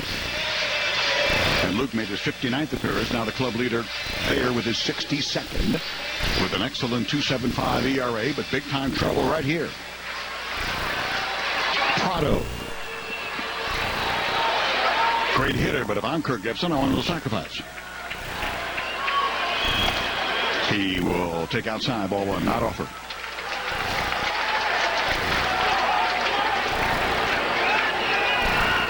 Single, 2 RBI double, couple of walks.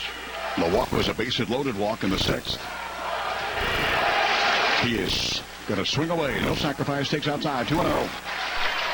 Prado's been on absolute fire lately. As you mentioned, hitting 500 this month with runners in scoring position. 27 RBIs, and Kirk Gibson just figures, man, I'm going to let this guy swing away.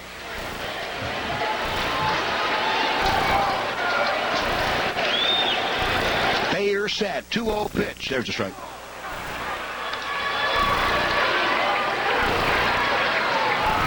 I mean, Aaron Hill and Prado, those two have 67 hits this month. That's more than any duo in Major League Baseball. That's amazing. Runners off first and second, the 2-1, low and outside, and the breaking ball slider didn't get there. 3-1, look out. 9-9, first and second, and nobody out in the bottom of the 10th. The other thing that's scary about Prado right now is that he's hitting sliders, even in fastball counts, at least what he did last time. So whatever you throw, you got to spot it.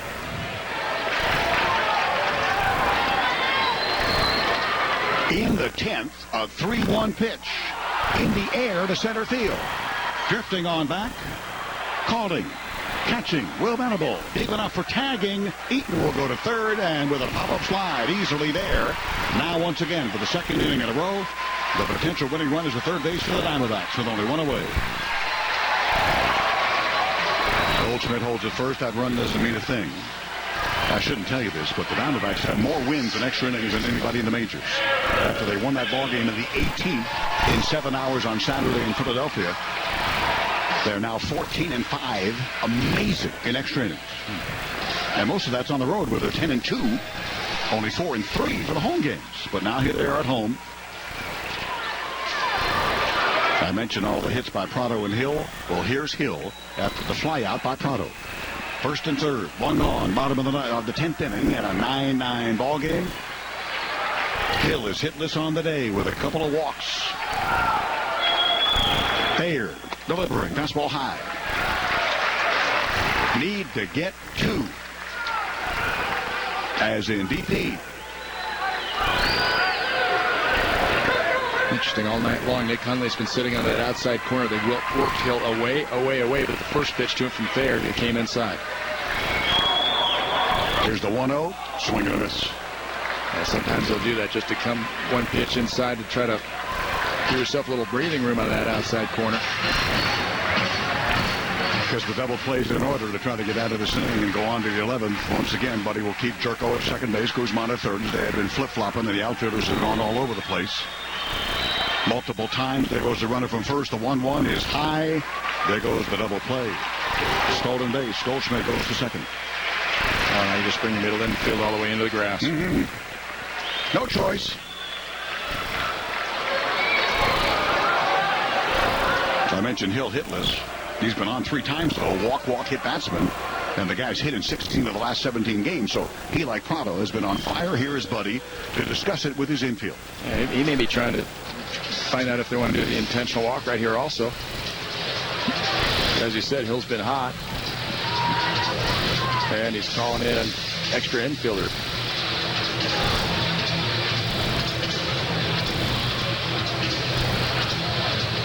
Man, oh man. Katse has come in. Seeing just everything tonight, Ted. Pushing buttons. It's like a playoff game in terms of what they're doing and not letting anything. No moss, you know what I mean? No moss is growing. No. I don't think I've ever seen a manager be as creative as Buddy's had to be tonight, both with the outfield moves that he's made. We've had 9 different outfield moves. We've had, almost 10 different moves on the infield between second base and third base. Yep. is going to go. Yonder will go get a regular mitt and give up his first base mitt, and Kotze will get the first base mitt and go to first. Yonder will be the extra infielder on the right side, right at the grass, midway, perfectly between first and second. So they'll split the outfielders now. In other words, there's no center fielder. But even though Hill's been hot, he's still going to go after the righty-righty matchup. Vanderbilt in left, Denorfier in right. Buddy has done this before, as you know. Second and third, but the only one that matters is the runner at third base. Adam Eaton with speed. One gone in a 9-9 ball game. Now the 2-1 pitch on the way. Fastball foul back out of play. Fastball to 92. Hill had a good pitch to hit and could not get it. Hey, whiz. Wow. Got to love it. This is amazing. You got to. Remember that MLB campaign a few years ago? I love this game. I love this game. Yeah, they're right. Hill, then the left-hand hitting Parra. As mentioned, first base open, but they're pitching right here to right-hander, former Toronto Blue Jay Aaron Hill. The 2-2 pitch, line foul, sharply third base. Runners back to second and third. A Padre lead in the first of 3-0. Lasted only until the second. Your short live lead on a 3-run home run by Parra. That kind of spoiled things for the former Diamondback, Ian Kennedy, in the start. Yeah, I'm not sure what's more awkward to me, Ted. Looking at the 5 infielders on the infield right now, only 2 outfielders. Can't get it in the air. The 2-2 is on the way. Outside by that much on a 94-mile-an-hour fastball. 3-2. As mentioned, first base is open. In terms of not giving in.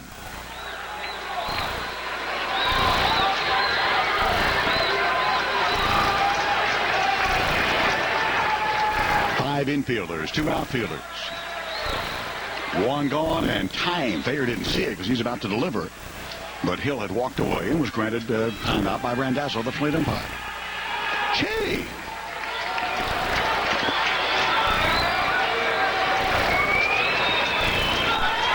Another time, like we mentioned with Greg Gregerson, needing a strikeout. Greg got his. 3-2 is on the way. This one is lined to deep left field. It's over the left fielder's head, and it's going to win the ball game. All the way to the wall on a single by Aaron Hill, and a walk-off base hit in the bottom of the 10th inning as Adam Eaton scores, and the Diamondbacks win the ball game 10-9. Son of a gun. I know, still a great game, but Diamondbacks, a greater game for them because they just won a ball game. They just got the first 2. They won the series, and they picked up a game. Well, the Los Angeles Dodgers are lost to the Cubs to move to 8.5 out in the National League West. Back with the details and plenty of them in a moment. Walk-off one-out hit here in the bottom of the 10th inning. 10-9 Diamondbacks. San Diego sports leader Padre Baseball on the mighty 1090. A classic of a ball game. No matter whether you win or lose, it's still a classic in terms of the game itself, the ebbs and the flows and the ups and the downs and the ins and the outs. It was amazing, but the Diamondbacks wound up winning the ball game after the Padres came down from after blowing an early 3-0 lead. They go down 7-3, had a 4-run 8th inning, and tied it up at 7. They went down 9-7. They had a 2-run 9th inning. That's as good an 8th and 9th that I can remember all year long. And going to 9-9. And it took to the bottom of the 10th inning after Gregerson had a big scratching, nailed, biting, all that kind of a 9th inning and got out of it. And then Dale Thayer could not get it done in the 10th inning. As for the second inning in a row, the first 2 got aboard. For the Diamondbacks this time, they could not get it done. Brought an extra infielder, had the 2 outfielders, and it wasn't the center where there was nobody. It was over the head of the left fielder, Will Venable, in that case, and that was the ball game on the walk-off. 8th walk-off hit in the career of the former Toronto Blue Jay, Aaron Hill, to left field. The one-off walk-off and the 3rd hit of that 10th inning. So that was that to break the 9-9 tie and win it for Arizona by a 10-9 final. These totals: Arizona 10 runs, 12 hits, 1 error, 15 left. And the Padres 9 runs, 14 hits, no errors, and 12 left. Heath Bell had a perfect 10th. He gets the win to go to 5-2. Dale Thayer, they beat him up with a run on 3 hits in the bottom of the 10th. He is now the loser, 2-4. Time of game, 4 hours, 24 minutes, 4:24 in front of 19,807. The Diamondbacks have the series. Padres trying to avoid being swept. They go out there. They'll bring Robbie Erlin up to get himself a start once again tomorrow against Wade Miley, the left-hander. That ball game starts the same as Monday, Tuesday, 6:40 here with Padre Baseball. What a game. It was sensational, and a couple of great defensive plays really turned out to be the difference, I do believe, especially the one with the bases loaded, and Jerko hits the ball as hard as he's hit all year, and Martin Prado makes a sensational dive, one of the greats of the year. They saved that. It probably would have been 2, maybe 3 runs, and I do believe the Padres would have won the game had that been the case. Instead, in the 9th inning, they left it loaded after they had the 2 runs. So that's the way it goes. I'm Ted Leitner for Bob Scanlon, for Andy Mazur, for Jerry Coleman, always. For our producer, Dave Marcus here, Adam Clark at the studios where John Quintero and Randy Jones are standing by with the post-game show. As mentioned, the Diamondbacks get a win. They pick up a game on the Dodgers to go from 9.5 out to 8.5 out, and are finished here today as they get ready for tomorrow of National League play in Chase Field in Phoenix. 10-9 Diamondbacks on the one-out walk-off single by Aaron Hill to left field. Good night from Chase Field in Phoenix. Post-game next with John and Randy, San Diego Padres Radio Network.